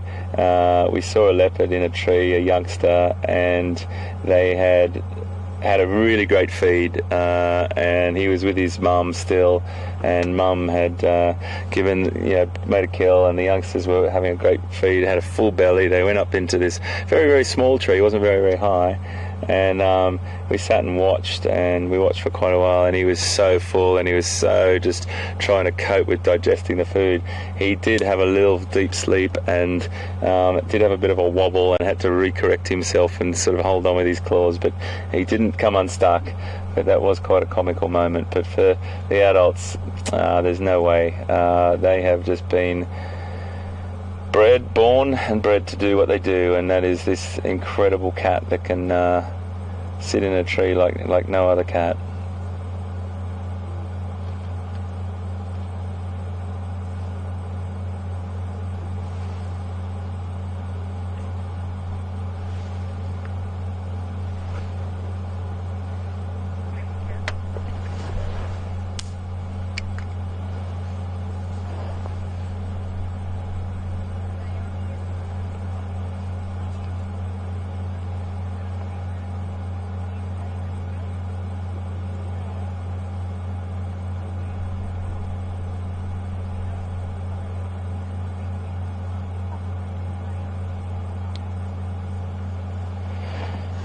Hi Naomi, fantastic to have you right here in South Africa asking a question about your motherland and your beautiful wildlife that you've got here. Great to have you on board. I tell you what, I'm so envious of where you live, my friend. This is one of the most magical countries on the planet, and I just want to thank you for having me. The question from Naomi is, how do we recognise or distinguish the leopards? Do we get to know them first, or do we recognise them from their facial markings? Well, there's quite a serious method or technique of recognising leopards, and it's all got to do with the spots on the top row of whiskers on a leopard, and it's in a ratio, and sometimes it'll be 4-5 or 3-2 or something like that. And I think I'll ask Will to put up on our website this afternoon a little link to, or make some comms with us to have a look at how that works. And it's much easier to see on this little diagram and on this little picture that we've got. So that'll be a really great thing to be able to have a look at. It describes it a lot better than what I can do just verbally. You do have to have a look at the leopard's face, and you'll see there's a definite line or differentiation in dot marks on that top row of whiskers. So great question, Naomi, and that's how we would do it. Half of the time, Naomi, I have to be completely honest with you, you don't get a fantastic shot of the leopard's face. You're looking at the tail of it, or the leg of it, or the foot of it, or whatever. So it's really, really tricky. What we will do is we'll sort of go off the intelligence of other guides that have been in the area and say, look, Q was seen on this particular road, Cheetah Cut Line that we're on right now, at this at certain time of the day, and that information will get passed over. So you're pretty sure it's the same animal. And when we came back this afternoon and found him, we did do about 40 minutes of looking in pretty serious vegetation, but when we found him, we sort of put two and two together. I did say to Andrew, didn't I, mate? I said, I hope this is Q after I've just announced it, because I couldn't see Q's face properly. I couldn't see those beautiful markings that I distinguish him by on the base of his tail. And it's a little bit of guesswork, but you hopefully can put all the pieces of the jigsaw puzzle together and come up with an answer. So that's what we do, but the scientific way and the way that researchers will look at the animals is with that dot pattern. I think we might be able to put that up on Facebook or something later for you to have a look at, and get a real sort of rundown on a very concise answer to that with the pictures. Great question, Naomi.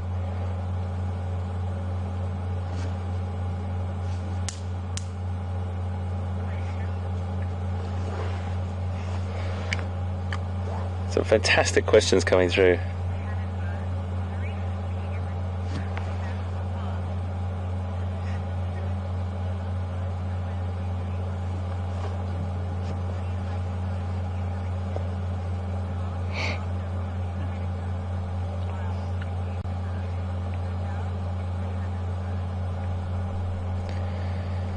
So another really great question. I have to say, folks, the questions that are coming through are brilliant, and they're pertinent to what we're doing right now. We're looking at a leopard, and these are leopard questions. You are keeping this conversation going. This is what is so fantastic about Safari Live, and you are a massive part of this, so thank you very, very much for it. Nadav from Johannesburg. Now, Nadav, if it's the Nadav that I know and we all know and love, who's been out here with us, hi to you, and if it's not, hi to you as well, Nadav. Whoever the Nadav is, great to have you on board, but a really great welcome to you, and a great question as well. Nadav says that he was in Kruger recently, and he drove up to a leopard, and the leopard took off, ran away very, very quickly. And Nadav wants to know if we've got any tips for him, and everyone for that matter, when approaching predators. Well, I think the first thing I have to say, Nadav, is slowly. In Swahili up in Tanzania, when I used to live there, there's a great saying called pole pole, which means slowly. Just approach very, very gently and allow the animal to get used to you. That's really important. These animals are definitely not used to having things driving at them fast, and I'm not saying you did that, Nadav, but you might have just approached at a speed that animal wasn't used to, or that animal also might have been an animal from a surrounding area and wasn't that habituated, there's that word again that we used earlier, or conditioned to humans or vehicles. So he may have just been a little bit spooked or been a little bit unsure of himself. He might have been a youngster. He might not have his sort of wisdom on handling situations like that yet. So there's lots of external contributing factors there as well. But I have to say the key is slowly. I have a thing that I like to do sometimes, and a lot of people say, "Oh, turn your engine off, straight away." It can sometimes startle an animal when you drive up. You drive up nice and slowly, but the idling of the engine sometimes can just be a calming effect that they've gotten used to. If you drive up straight away and just turn the engine off really quickly, that can startle them. I like to just drive up and give them about 10 or 15 seconds sometimes of just, excuse me, of just getting used to that engine noise, and then just gently button the engine off. That's just my technique.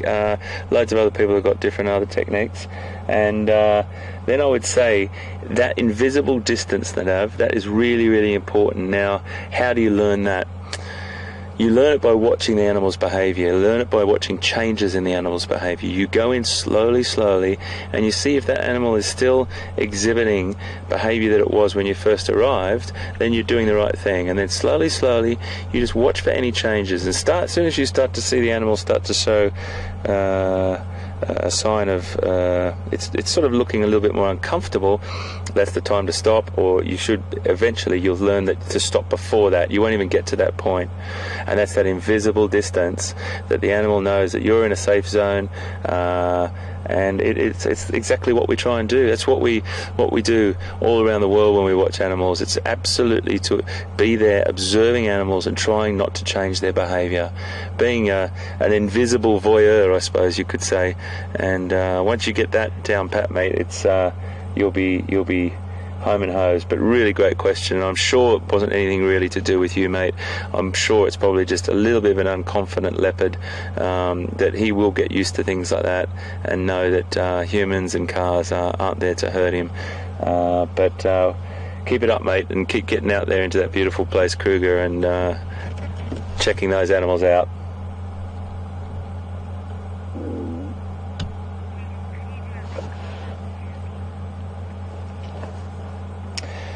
Okay, folks, I think what we're going to do is we're watching Q changing position in this tree. Anything could happen, but goodness, we could sit here for another hour. And I want to just cross over to Pete and see what he's up to. But you know that we'll come back as soon as something happens. We'll come right back to you. So I will say it again. I will see you just now.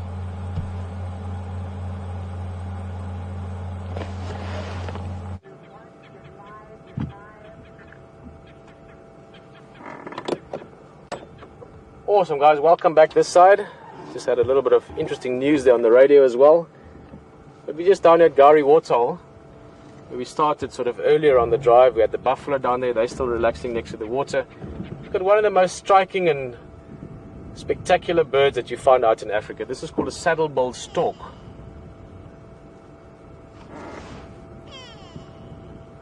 It's one of the largest storks, so it's a very large bird. And I don't think I need to point out too much where the name comes from, but they've got that beautiful coloration on the beak, the bright red beak with a black sort of band across it, or the saddle, hence the name saddle-billed stork. Awesome, that leopard with HT. HT's had a great day with leopard, and seeing a leopard up in a marula tree, any tree is always good, but in a marula, because the marula's bark sort of mimics the leopard spots a little bit, or the leopard's rosettes. I've always liked seeing them up there. Lots of bird life. There's a blacksmith plover running in the foreground closer to us here. Where's it gone now? Sorry, oh, there it is. It's gone off to the left a bit. The hardy-dar. So there's the plover. Sorry, I was just mentioning that. And then let's look at a slightly bigger bird. This side of the water. Ah, there, ah, ah, ah. That's sort of what they sound like. I don't think I'll be making that sound for a talent competition, but that's where the name actually comes from, a hardy-dar ibis, or an ibis, depending on the accent you prefer. A more known ibis perhaps is the sacred ibis, once you get all the way up into Egypt. Hardy-dars are very, very common in southern Africa. In fact, in some of your big cities that have got big gardens and parks, Johannesburg for instance, Pretoria, you see a lot of hardy-dars as well. Get them on your lawns, they're great, they take out worms and parasites and beetles and things out of the ground, and they have this very peculiar sound. And there's an old joke amongst not only guides these days, but even amongst some of the different tribes in Africa that say that hardy-dars, this bird we're looking at now, and I'll try and show it to you if we're lucky to see it at some stage, they say that they're afraid of flying, because they make that call that I made just now when they're flying. So while they're flying, they're going, ah, ah, ah, ah, ah, because they're terrified of flying. That's why when on the ground they don't make. They're on the edge of the water, busy hunting, more likely frogs or small fish. That is one of the most widespread birds in the world. Grey heron you find all over the world.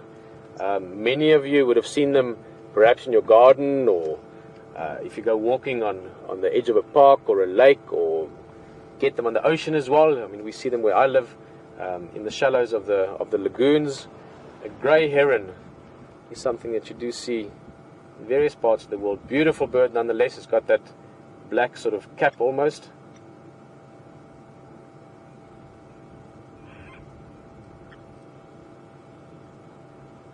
And as always, I've said it many times, I'm sure I'll say it many times again, this time of day is just so special. The sun is getting low, the colors are getting beautiful, you're getting nice contrast in the shadows.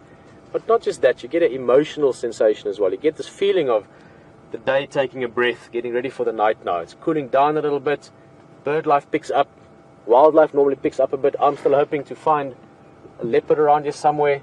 That's why we're back at the waterhole. We just decided to have a look at some of the bird life as well. But there is something very, very special about this sunset time, golden hour, crepuscular time. Alright, and having said that, there's something around the corner I want to investigate, and there's something at HT that you want to see, so enjoy it with Hayden. I will see you back here shortly.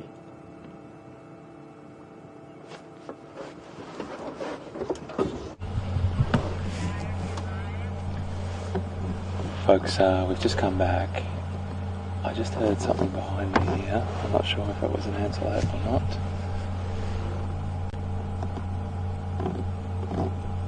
Can't see. Definitely something walking in there. He just turned his eyes around here as well. I'm just going to tell you what Q's doing, and Andrew's just going to keep looking here. I'm not really sure at the moment, but all I can tell you is there's definitely something in there. Did you hear that, Andrew? Yeah, I heard something. I mean, that'd be absolutely perfect for us, because it would mean that he could potentially come across this way.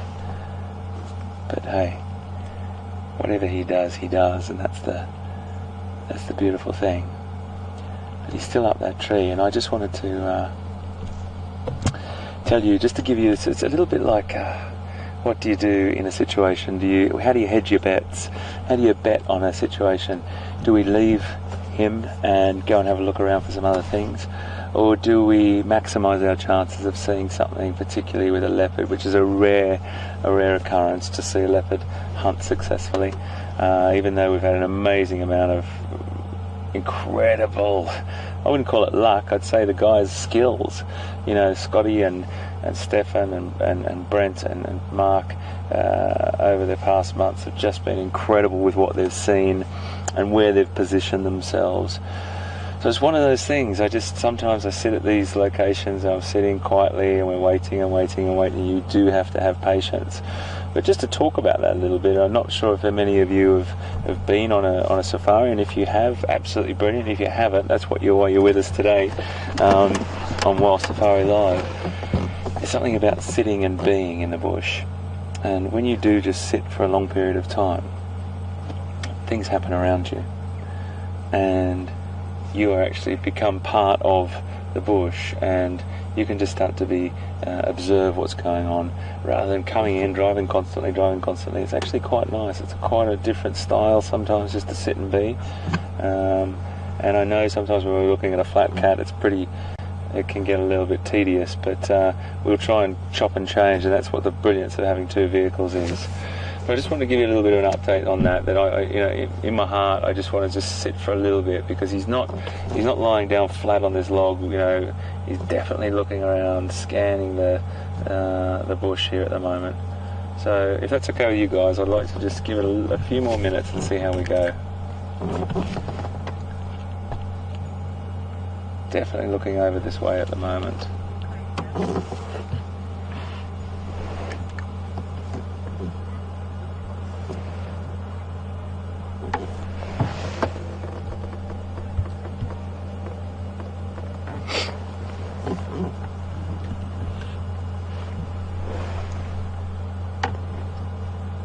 Well, Kathy in Tennessee, welcome to you, welcome aboard, great to have you with us, and thank you for your question.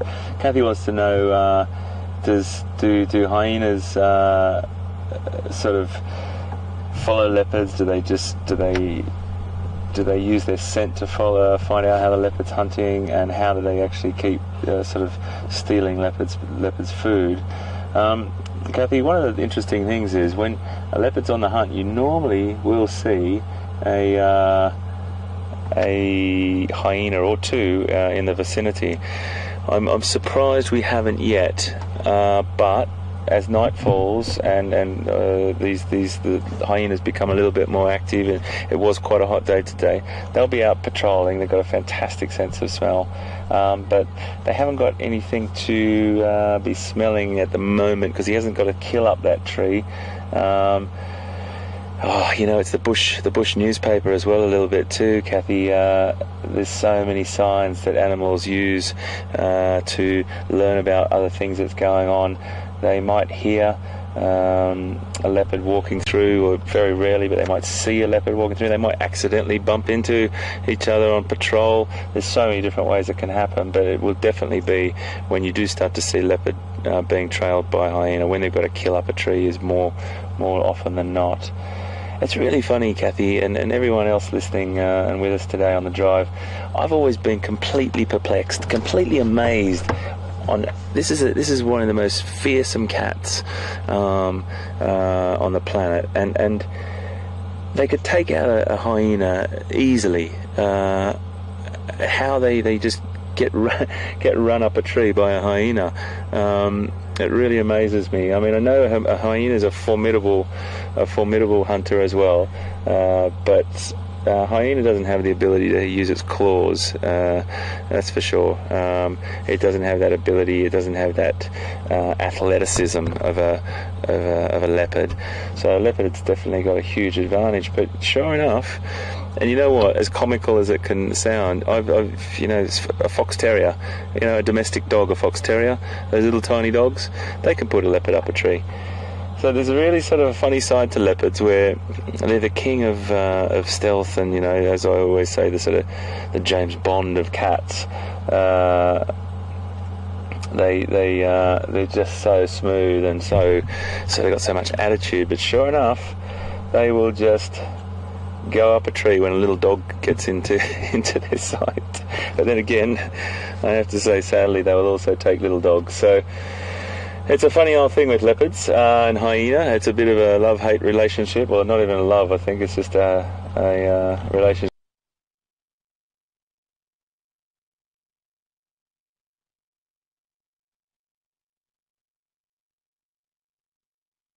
Are definitely going to be the ones that win there. But great question. Thank you very much.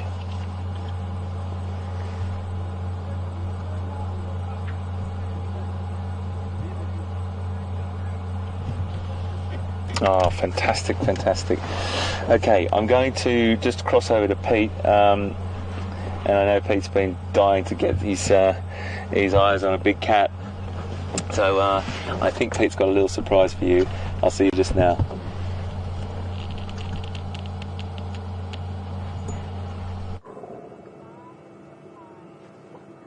Hello everyone, and welcome back here. For those of you that are maybe new with us on these drives, Brian does these different thumbs every afternoon to say hello and when we go out. And we actually called this thumb what do we call it? The sun lion. The sun lion. I saw it, and Brian's a very good artist as well, by the way. And I'm building up to something, so don't go anywhere if you're sitting and watching at the moment. In fact, you might want to stand up soon. But we joked about the sun lion this afternoon. And we've had a brilliant afternoon. We've had great elephants earlier, if you missed the beginning of the drive. We've had beautiful wildlife around the water, some lovely birds. Of course, the leopard has been awesome. HT has had a stunning leopard up a tree.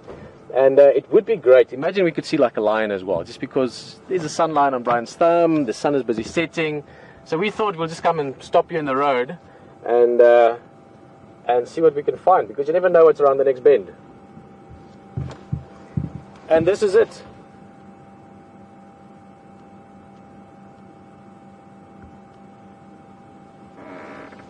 And he's doing what lions do best, lying around. And we have to say a big thank you to Brent. He found this a little bit earlier and let us know about it. So brilliant to find a lion. Big male. These guys have been around the last day or two around Boyatella here. This is the same guy, I presume, that HT saw this morning on the drive. And I must say,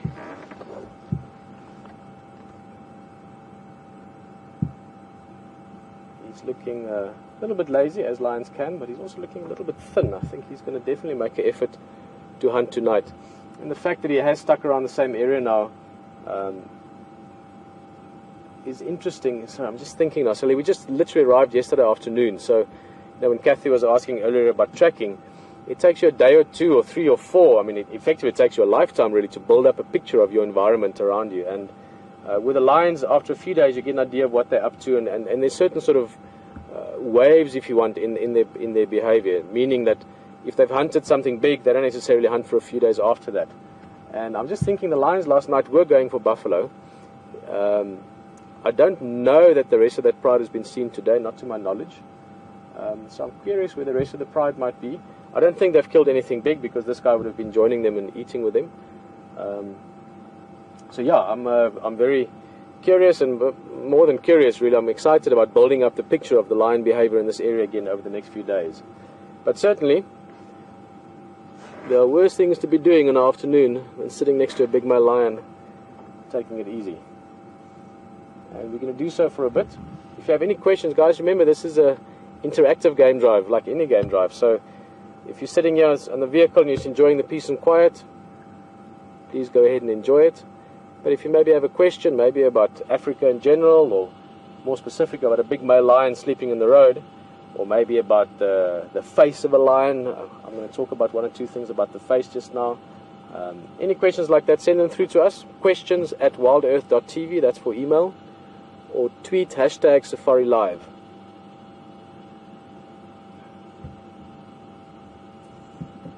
I think let's get right in close in this guy's face, since we've got a great opportunity for it. Brian was showing us around the different parts just now. We'll look at the feet again just now. Ear, they're flicking away the flies. Even if you're the king of the world, or the king of the jungle, or the king of the bush, flies can still annoy you. One of the first things, you know, when you look at, I love photography, I always have loved photography, and I know many of you do too. A lot of wildlife fans, or a lot of wildlife enthusiasts, or wildlife fanatics, depending where you want to fit into that, like photography because you see such beautiful things, and it's a nice way to share it with your friends.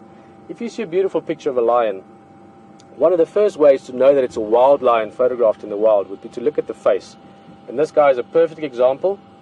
You can see he's got lots of little scratches and marks and nicks on his face, between the nose and the eyes, all over there. That would be from thorn bushes sometimes during a hunt, from nails and teeth from other lions during frenzied feeding when they're hungry and they're all tearing into the same piece of carcass, fighting with other males, getting kicked in the face by anything like an impala, even warthogs.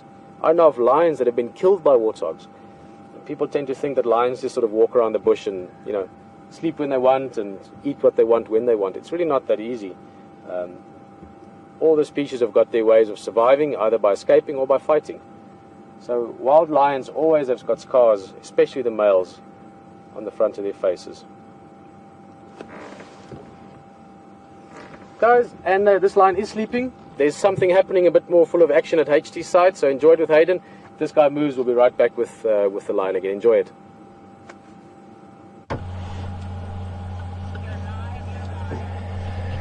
Folks, I'm really I just wanted to bring you back very so quickly, because I just saw, just as we jumped off and crossed the peat, Q stood up. He spotted something. I've reversed back up. I've spotted him sort of just looking back over into Juma onto our property, and it's incredibly exciting stuff, because his alertness just jumped out of his skin, and I just had this feeling that he was looking this way. Now at the moment he is looking over into Juma. He's quite alert. He's very still, and he's just he's looking away a little bit now. Oh, sorry guys, I was so excited when I saw him do that, and I thought he might have come down the tree or sat there and waited. It's always the way, isn't it? Just brought you back, but he's looking around. But he did stand up with great alertness there, and I would have hated you to miss him coming down the tree or running off. So I just barged on in there. I do apologise to Pete profusely there. He's still very alert, looking over there. And isn't that a beautiful sight, just seeing that leopard standing there in that tree?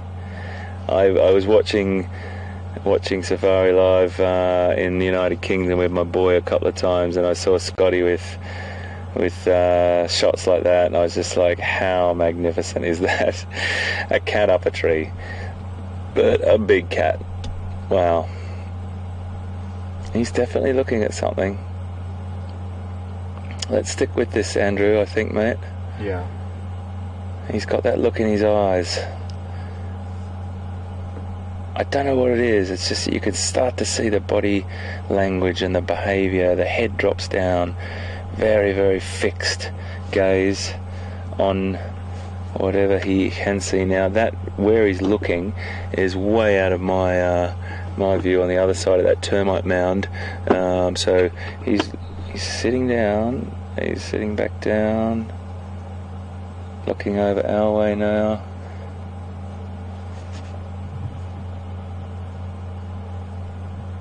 Looking directly sort of towards us.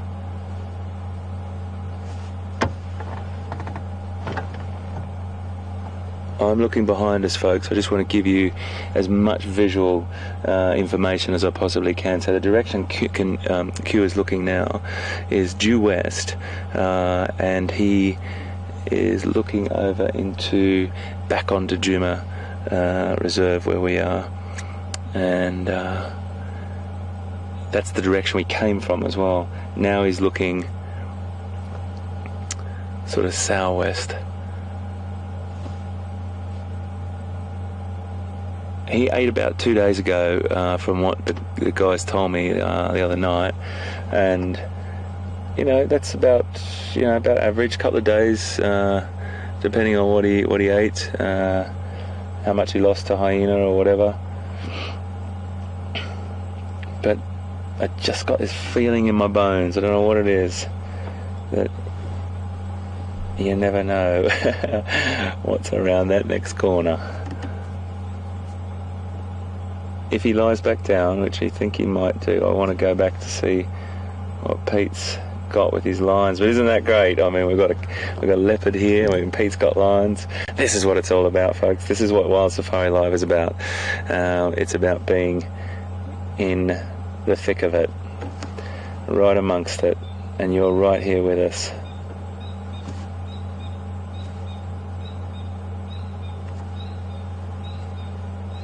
I mean, would an impala even be looking in the trees for him, or? No, an impala wouldn't be looking in the trees for him.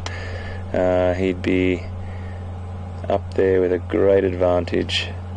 If he moved like that, and the branch shook like that, he might attract some attention.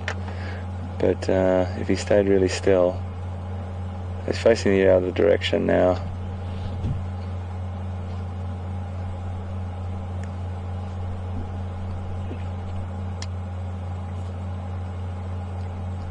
Probably should go and see what Pete's back up to. I feel a bit rude. I barged in then. I just thought, guys, I really did think he was going to come down out of the tree.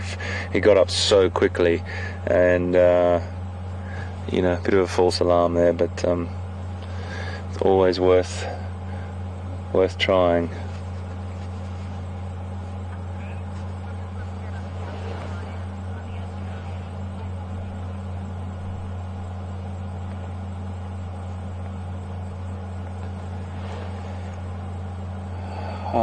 I just had this feeling in my gut, guys. I just do have a feeling that if anything comes along, he's going to be taking advantage of the situation that he's in right now. He's purposefully put himself in that tree.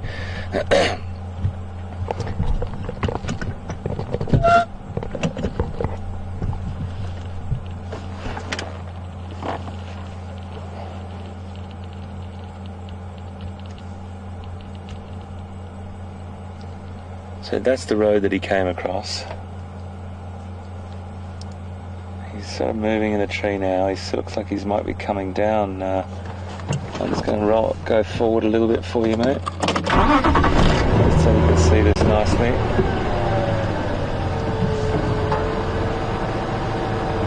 You watch this leap, folks. This is what he's going to leap. beautiful.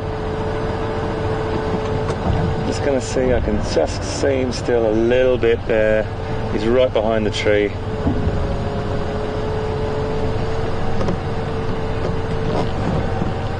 Still got him right behind that tree there. I'll just move forward a bit for you, Andrew. Can you see his face? Just go in there, just to the left of that tree. I mean, he'll probably make the decision for us, folks, because if he walks south here, which he may do,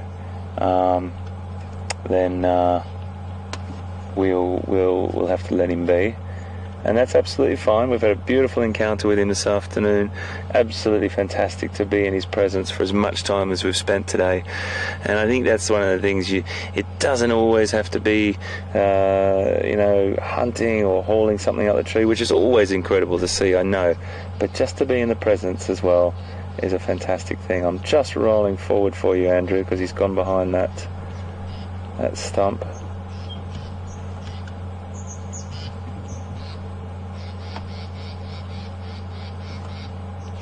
In the presence of leopard.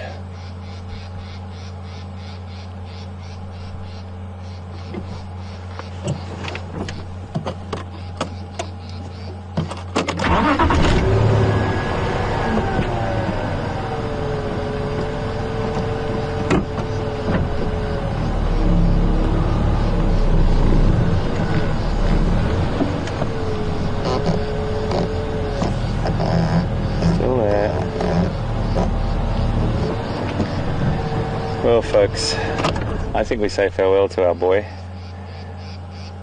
and let him be. He's been magnificent. He's allowed us to be in his presence for most of the afternoon, up close and personal with him. We got up close and personal right by that dam. We had an amazing time just watching him. Then he got up, then he walked past the front of the vehicle so close that he was in reaching distance, and then watching him on this termite mount and this beautiful light as well. Beautiful encounter, and I'm so glad that you all experienced that with me. It's quite a touching moment for me to be see him again. My first leopard I ever saw in Juma, and first day back, same thing again. Wow. He's got a place in my heart, that boy, Andrew. Not Andrew and I, first leopard together, and I tell you what, mate, thanks, buddy. Great spotting this afternoon. My eyes in the sky. Right, guys, I think we're going to go back and just see what Pete's up to. I'm going to drive on and see what else we can find. We've still got a bit of time up our sleeve, so you never know what's around the next corner. But thanks so much for being patient, and you never know what can happen. We'll cross to Pete now. We'll see you just now.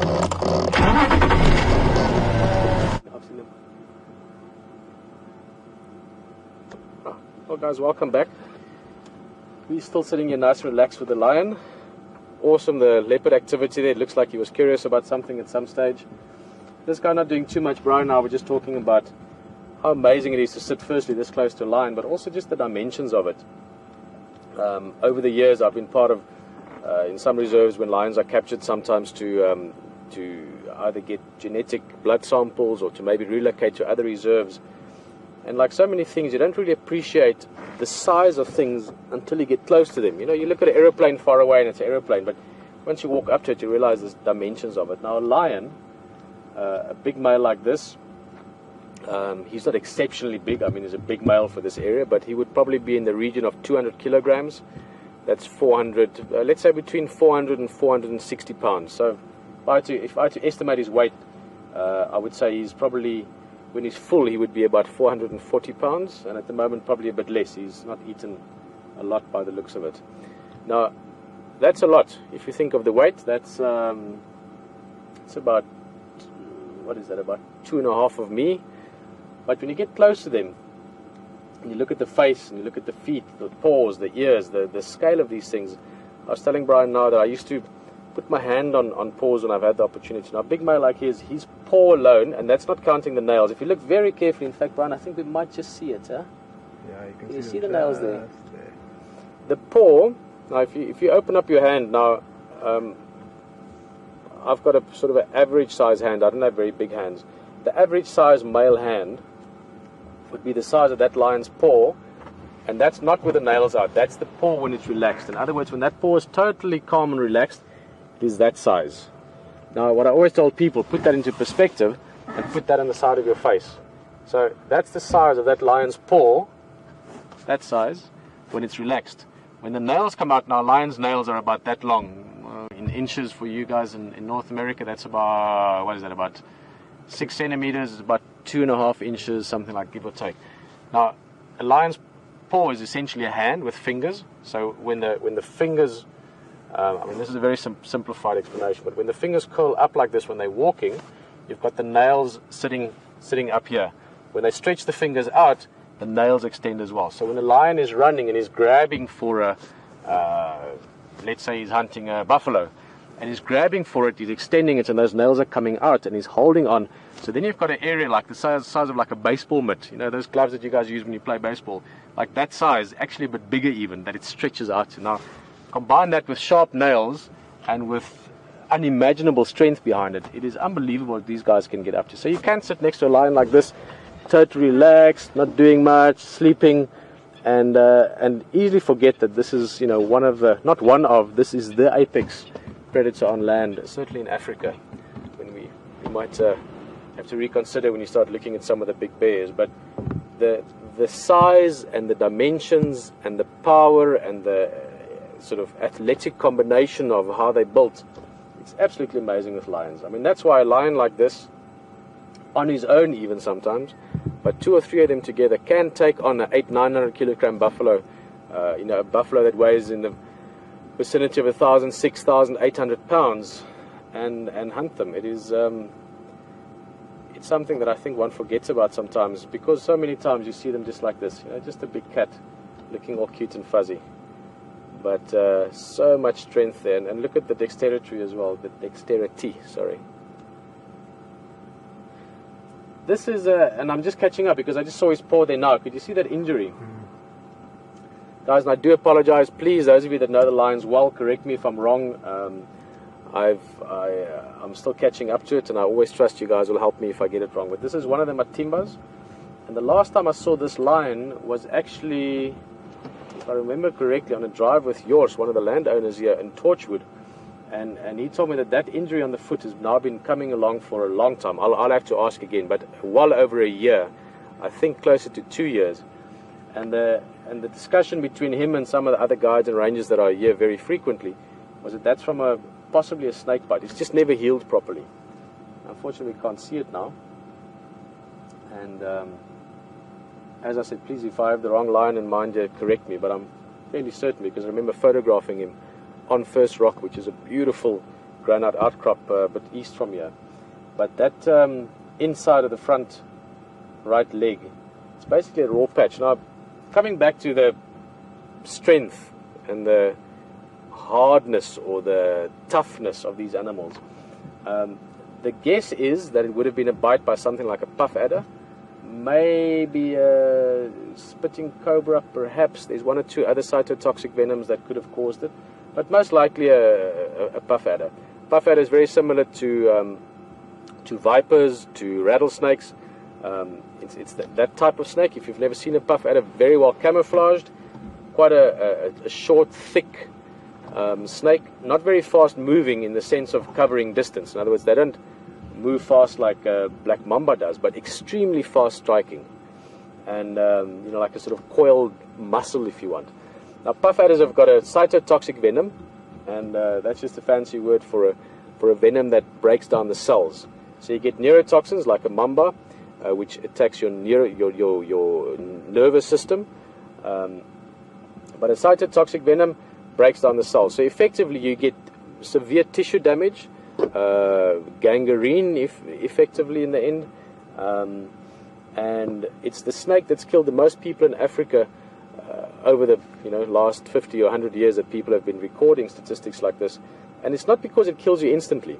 Most humans can live for days, even afterwards, but the venom is just so severe that it eventually just causes severe tissue damage, or wherever it is, an arm or a leg. And I've got a number of friends that have been bitten by puff adders that have lost fingers and things to it.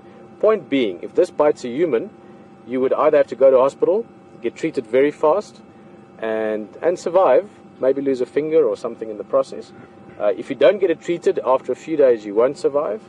Yet here we've got a lion that has lived with this, and I must ask you also someone again, guys, again, I know many of you in the vehicle have been on game drives many times over the last many years. If you have the information, please send it into questions@wildearth.tv, and if someone has an idea of when this was first sighted, remind me. But fascinating that a lion can live with a bite like that for months and years. I mean, I know of other cases of lions, I know of leopard as well, that survive bites like that. Something that would have easily killed a human. So it's not only in the physical power of being able to jump on a buffalo or the physical strength to hunt, but also their, what's a good word, their robustness, their endurance, their ability to cope with adverse physical conditions as well.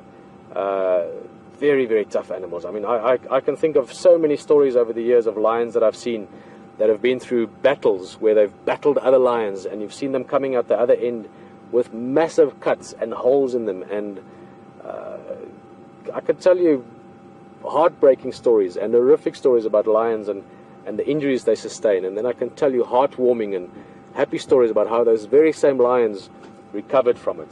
And not necessarily months later. Sometimes weeks later. 1 or 2 great meals later. It is unbelievable how robust and how durable these animals are.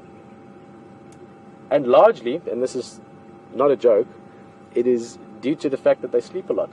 They can recover from, if you look at any wild lion, this guy or any lioness that's lived wild for 5 or 10 or 12 years, 15 years, sometimes they get that old, they've got so many broken bones that have healed. And I'm not just talking about the tailbone or the finger bone, you know. I'm talking about big bones, ribs, and, you know, we found lion skulls where there's breaks in the spinal column. These guys are incredibly good at surviving injuries, and part of that is that they take in high volume of protein, of food, and then they will spend 1 day, 2 days, 3, 4 days just resting. If they're injured, even more so. And literally just this, lying, almost not moving at all, maybe turning around now and again, and literally just recovering, recuperating. And it is unbelievable what these things can survive through. Yeah, African lion.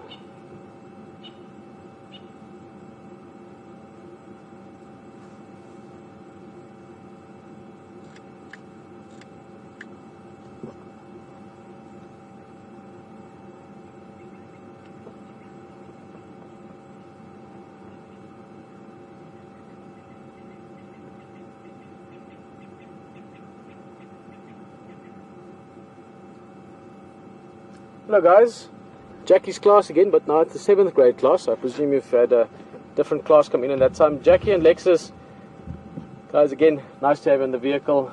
Look at that, you can see the eyes there a little bit. He's giving us he's going back to sleep. Jackie, you guys are asking if animals are injured in the wild, can we step in and help? We being the collective, you know, human presence here in the game reserve.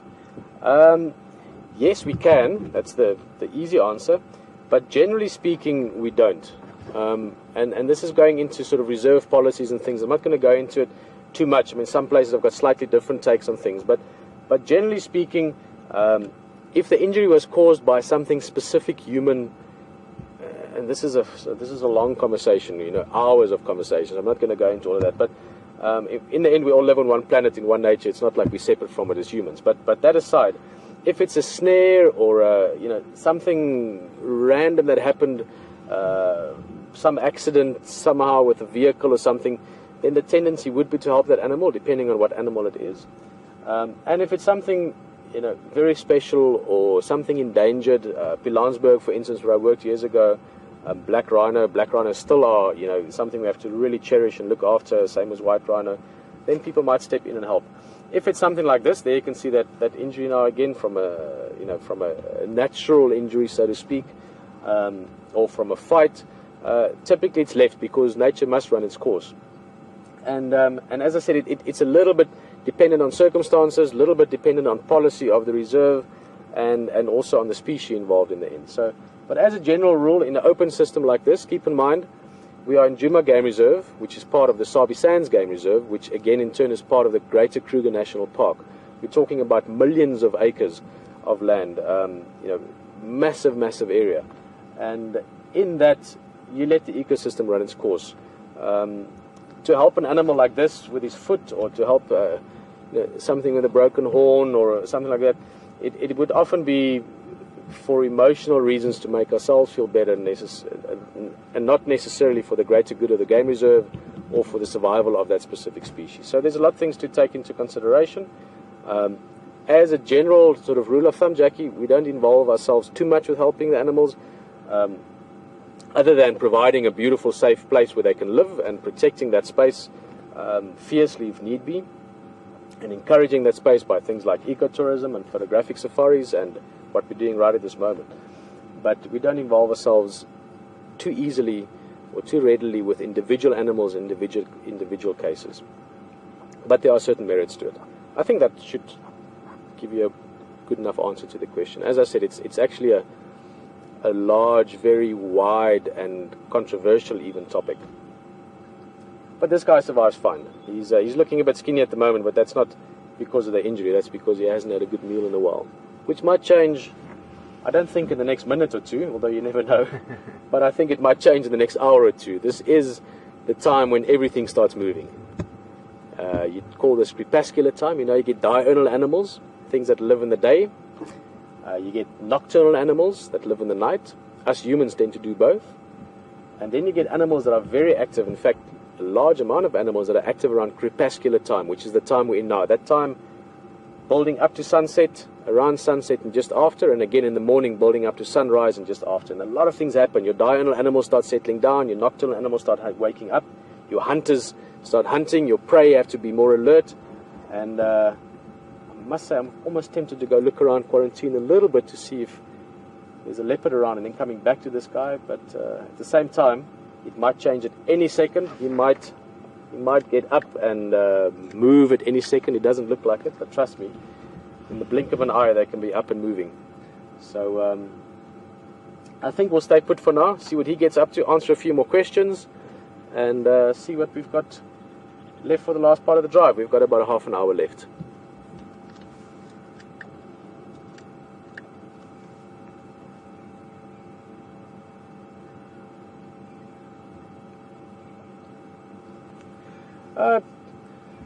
Tom is just asking, hello Tom, Tom's from the UK, asking if lions ever climb trees, more specifically here in Djuma or in the Sabi Sands area. Tom, not really. I mean, I've seen a few lions climb trees, again circumstantial based, young lions playing, and even then, I mean,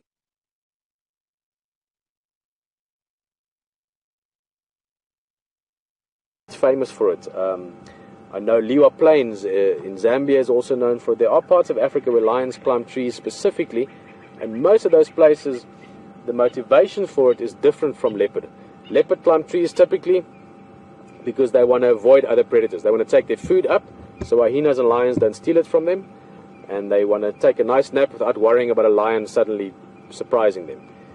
The lions that climb trees, as a rule, in those areas I mentioned, do so normally to get away from flies or from parasites. If there's heavy tick loads in the grass or lots of flies around up in the trees, it's a little bit of airflow, and the parasites, the flies and potentially the ticks in the grass don't bother them so much. So different motivation.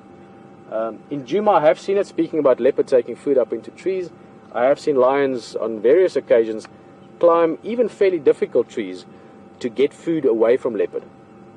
The best one I ever saw was just up north here, just into Buffelshoek. And I'm trying to remember who it was. This was some time ago. It was a big male, I think Yombile Jordan. He's a male that's not around anymore. Potentially the father of Q and Kunyuma. He had a kill up in a tree in the one lion nest, and it was a good sized tree. It was probably a good 4 meters up, so we're talking 12 feet, 13, 14 feet. Straight trunk, and the lion went right up it, got up there, got the food, but what was really funny was the lion struggled to get down, because you must remember, a big lion, 150, 200 kilograms, 400, 450 pounds, they are not quite as agile and as nimble as a leopard would be up in the tree. So lots of things to consider, but Tom, in short, at Djuma, not really. If you see a lion up a tree, it'll be because it's playing a bit, or maybe because it's trying to steal food from a from a leopard.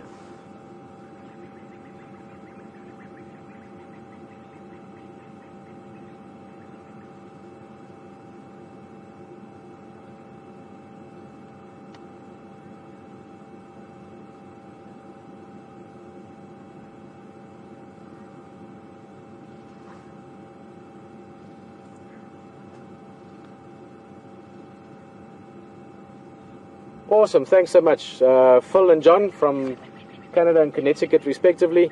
Guys, firstly, great to have people, and I know there's many of you at the moment on the vehicle that's been joining us for so long. Awesome to have old friends on the drive, and also to have people that have got information, that have been on drive and can remember things and checked up. And John and Phil and others as well, just letting us know that it is the Matimba Male, thank you very much, and it is a snake bite. June, July 2013, so give or take a month, 2 years ago. So unbelievable that it's been carrying that injury for 2 years. It is getting better slowly, but as I said, that injury would have done serious damage to a human days and within weeks later, whereas this lion is still surviving perfectly well since then. So thanks guys. It is such a awesome thing to be able to sit here and not worry about remembering everything, because I know I can ask many of you to help me with recollecting history, correcting thoughts from the past, and also just little bits of information. You're sitting it with information at the tips of your fingers. So thank you very much for being part of the drive and being part of the team. Let's have a few more questions, because this lion is not doing too much, as we can all see.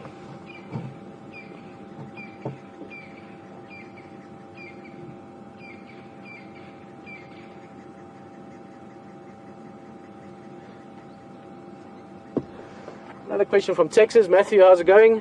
Matthew, and I believe many of you on Twitter especially talking about this.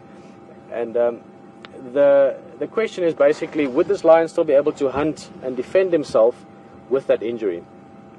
And in short, yes, just because, as we just heard, this is now 2 years later, and this lion is still fine. I mean, he's looking a little bit skinny at the moment, but he could have looked like this even if he didn't have an injury.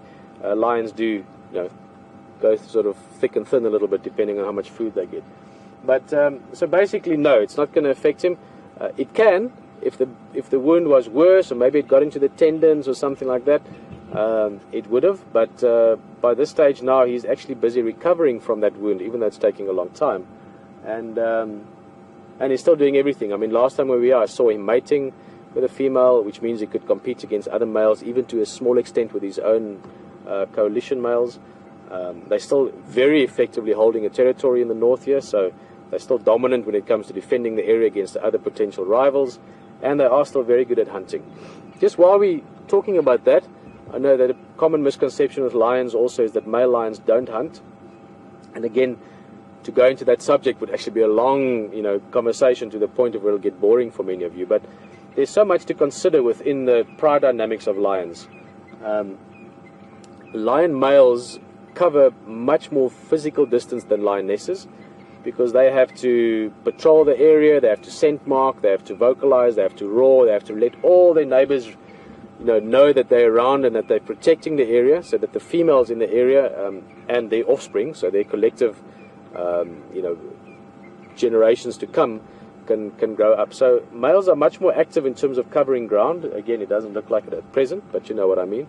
But male lions are also good at hunting and do also hunt. I've seen many male lion hunts in the Sabi Sands, where they hunt a lot of buffalo.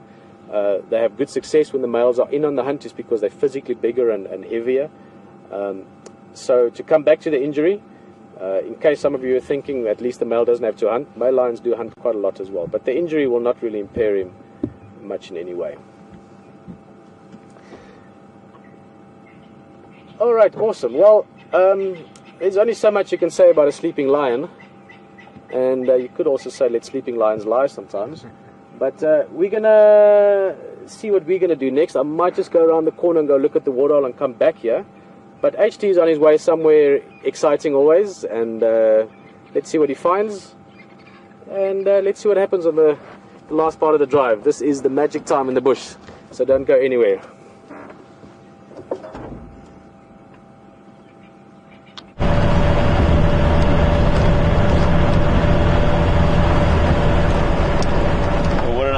again, folks. I can't tell you what a beautiful drive and experience I've had and shared with you, and you've shared with me. We've all had it together on WildSafari Live.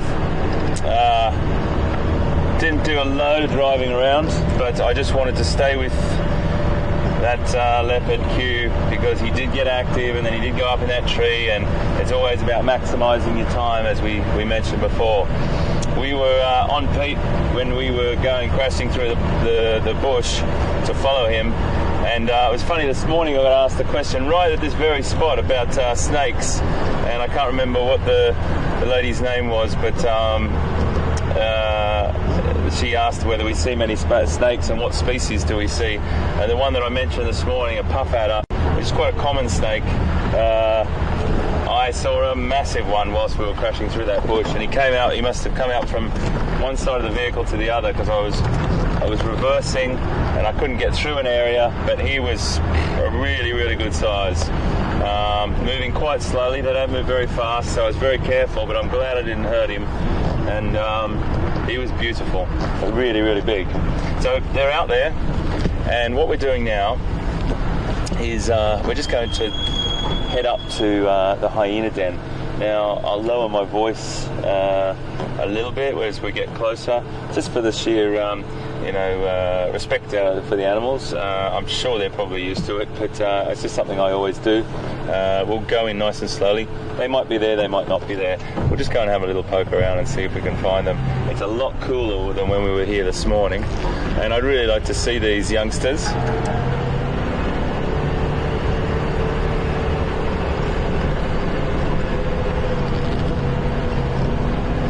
Fantastic temperature, folks, just to tell you, it's dropped right down. It probably feels in the low 20s now. Even, but yeah, I don't think it's under 20. It still feels a little bit humid.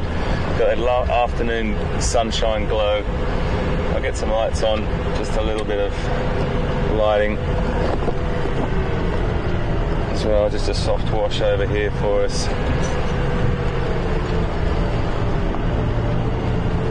Just come up nice and slow here. There's one right there. Just approach nice and slowly here. So I'm just going to let him get used to us here, this youngster. You can see us. You just see him lying on the road there.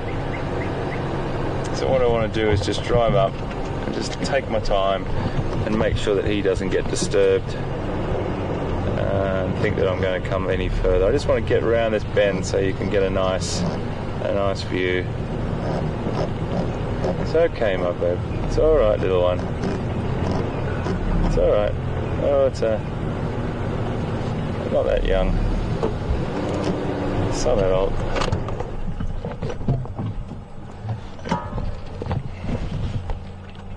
Fantastic.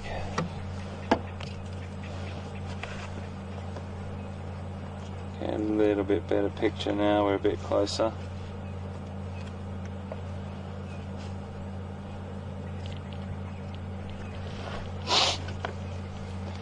Just lying down in the heat of the day there. Still very, very warm. And may have a full belly. We'll just let them get... I mean, these animals, as I said before, are really habituated to vehicles, so we're not by any means encroaching on them and changing their behaviour. As you can see, he just looked up, and she, I think, just looked up and went back to sleep. They're very aware that we're here, of course, but very, very comfortable with us as well.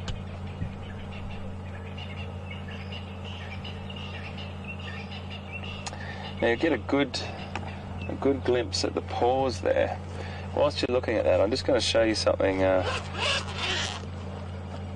about a few different tracks, and you can see those paws, but just keep on that, and I'll just get this image up to show you the hyena track.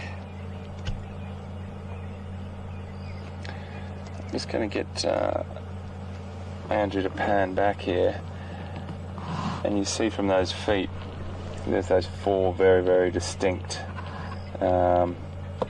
paws. 4 pads there, with the toenails being a very, very good indicator that it's a it's definitely very distinct. That's what I'm trying to say. Brown hyena and spotted hyena, very, very similar. A bit more squashed, this brown hyena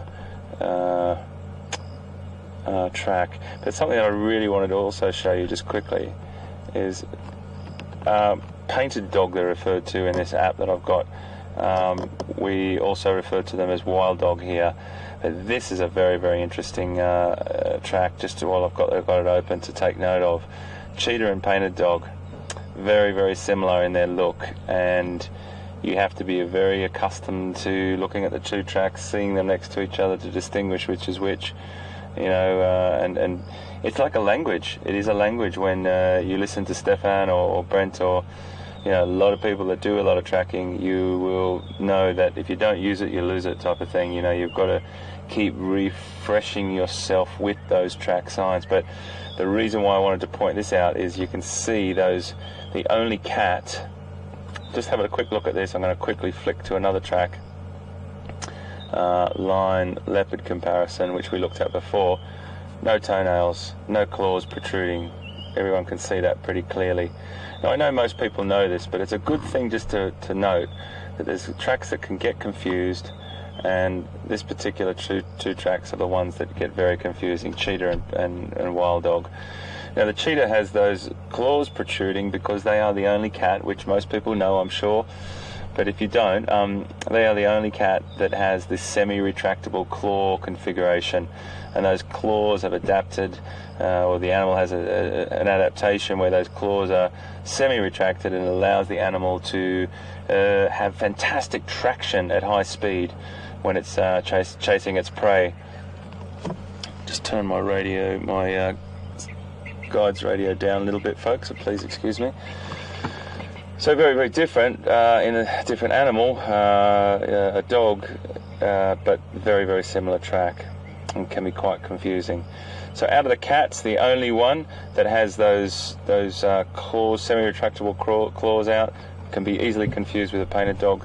But just for a little bit of a look-see, I wanted to show you the hyena and what we were looking at before, that Andrew had in shot was those 4 pads, and you can see a distinctive area there. Okay, we'll just go back to the hyena now. I just wanted to show you that quickly. I have to get a little bit of light on him now. I'm going to reach across ever so gently and just put a little bit of a wash over him. I don't know if we need it. It's just getting... Oh, sorry, mate, I've rolled back a little bit there. Sorry, buddy. Folks, I'm just reaching across to put this very, very gentle light on him. Very soft, just on the edge of him there. It just gives us a little bit more definition. The cameras are incredible cameras in low light. They do their best, but if we can help them in a little bit of a way with a bit of wash like that, it does just improve the situation.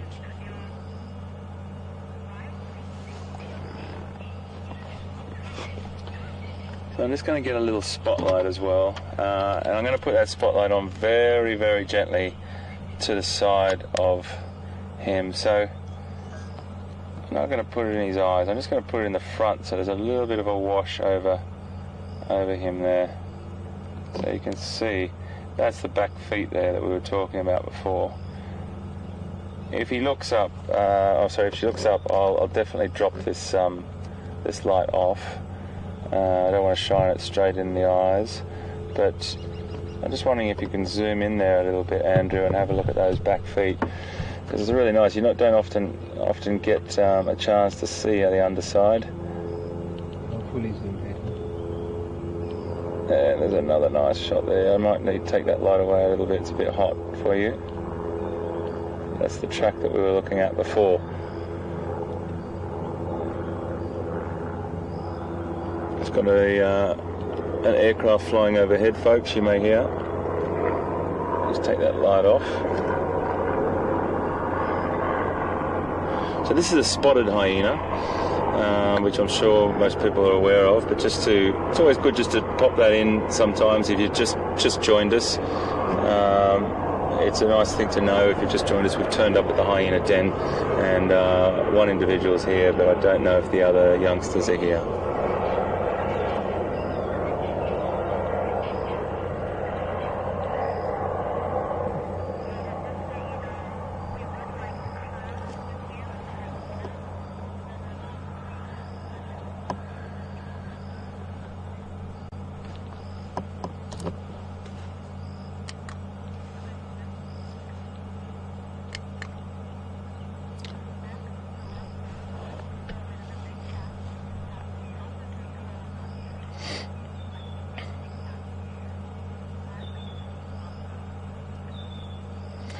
There's a really nice question from Max in Toronto. Hello Max, and welcome aboard. It's great to have you here on Safari Live. We've just finished finishing our drive today, and I'm really glad you're here.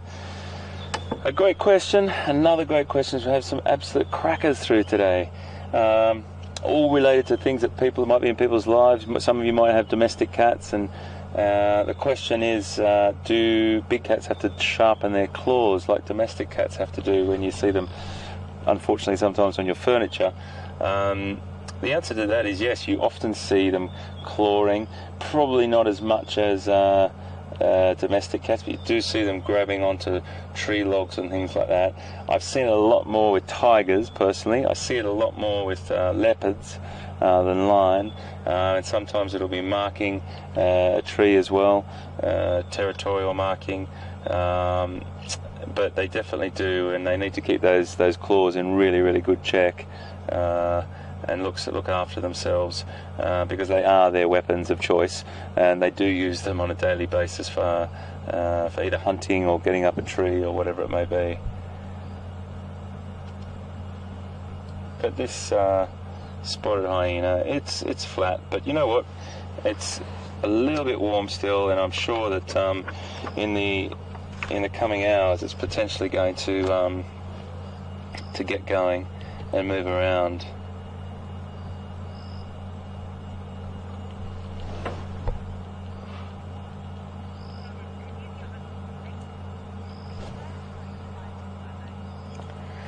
So what we're going to do, folks, I'm just going to sit with this hyena. It's becoming a little bit more alert. It may or may not, but you never know. We'll just sit for a second. We're going to cross to Pete, and so he can say goodbye, and then I'll come back to you and say farewell as well.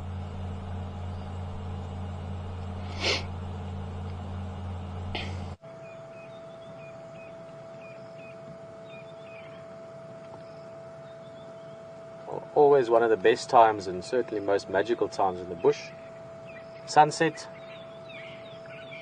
Many people associate these beautiful red sunsets with Africa. Of course, you get beautiful moments around the world every second of the day with sunset. But this is the one we're enjoying at the moment here in Djuma. It's been a great afternoon on so many levels. Great cats, leopard, lion, elephants. Activity. Hey, there's a hippo.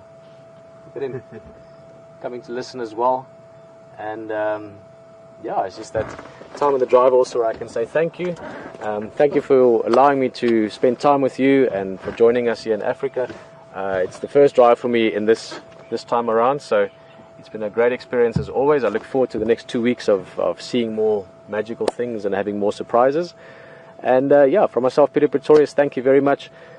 Thanks to everyone today on the crew. That's Brian on the vehicle, Nikki and Tara directing that side. HJ knows had a wonderful drive, and he's going to tell you some more about the hyenas as well towards the end of the last few minutes of the drive. So I just want to say thanks and look forward to seeing you tomorrow. There's lots more coming, so do join us in the morning, and that's it. See you soon. Bye-bye.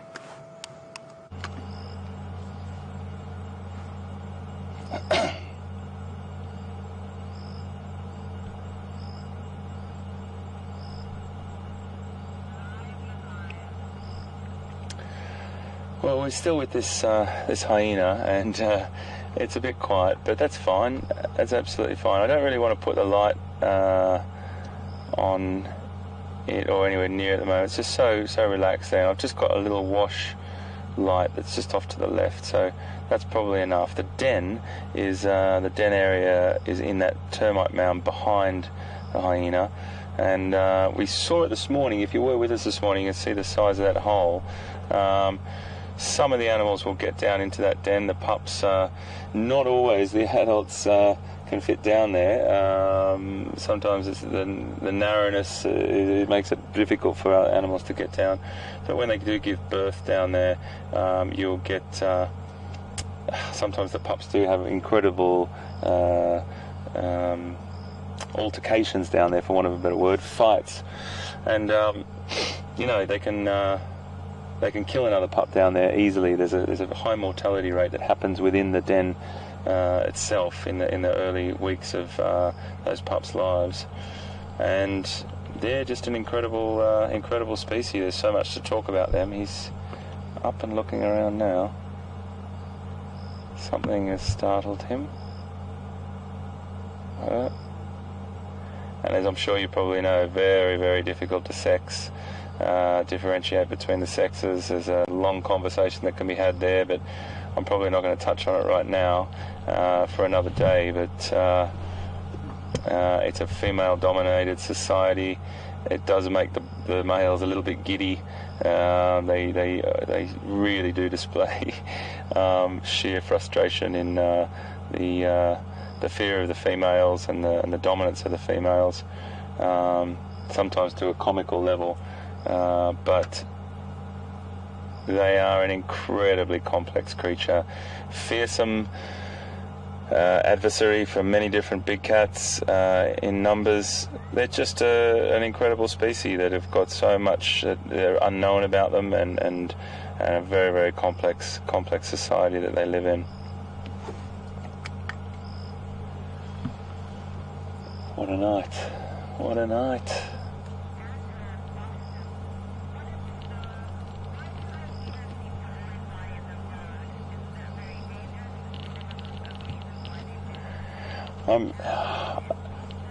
We're getting close to the end of the drive today, so I've just sort of looked around at the sky and looked at the moon that I haven't seen for quite some time, and some of the stars. Angelo in Boston has just asked us as well why hyenas seem to always lie in the middle of the road. I'm not really sure, Angelo. You know, I see them all over the place, but the road might be a more comfortable place for them. They don't have a lot of hair either as well. You see them they look quite mangy, and it might be just a more comfortable position for them, or they might be finding it just a comfortable place for their afternoon sleep. But all in all, I think I have seen them on a lot of bare dirt, and it is a good observation. I'll actually have a little bit more of a look and talk to the guys what their philosophies are, and maybe come back to you tomorrow on that one, because I don't have a definitive answer, that's for sure. But you're right, you do see them on the middle of the road a lot, and I think it's probably just for comfort, if they can, on that sandy sort of dirty dirt area. Well, what I'm going to do, folks, is say farewell, have a quick recap what we've seen today and how incredible it's been. We started off this morning. Just before we went to air, I saw Karula chasing a Nala across the road. That was incredible. I would have followed up on Karula as well, but then as we drove down the hill to try and follow up on her, a Matimba Male, one of the big males, was walking across and up the dam wall, and I just had to go and follow that and see it. It was a spectacular sight to see him walking along there with the sun rising and the mist, and really beautiful. And again, I would have followed him as well, but he did go into some really thick country, and I wanted to try and go around the other side and see if he came out there. So great to see two cats early, and then we came across Q Male, which was a very, very special moment for me. And thank you to Brent and all the other guides that let us in, because they knew how important it was to us. And really great, and you were with us on that this morning. And then this afternoon, back out, Andrew and I had a fantastic time looking for Q. Went to the other side of the dam just to double check if we could, if he was there, and sure enough, Andrew, out of the corner of his eye, saw him lying in that little hollow there, and what a great spot that was. And then following Q right through that heavy bush, up onto that termite mound, looking out up the tree, all those tense moments of, was he hunting, what was he doing? Just fantastic stuff. And I have to say, folks, being there and having you with me today, with Andrew and I has been a great privilege, and it's great to be back. I'm here until the 10th of next month. It's definitely not going to be my last time. I'm just here for a short stint, and we're going to do a couple of live crosses, broadcast to National Geographic Channel, Nat Geo Wild USA. But we're online, webcasting every day, same old thing, fantastic, in the saddle every day, and you're going to be with me. It's been a brilliant journey today, folks, and thank you for all your support. Andrew, top job, buddy. Thanks, Hayden. Thanks, mate. I've really enjoyed it, big fella. I was a bit nervous this morning. I feel good. You know what, guys? You never know what's around the next corner. See you just now.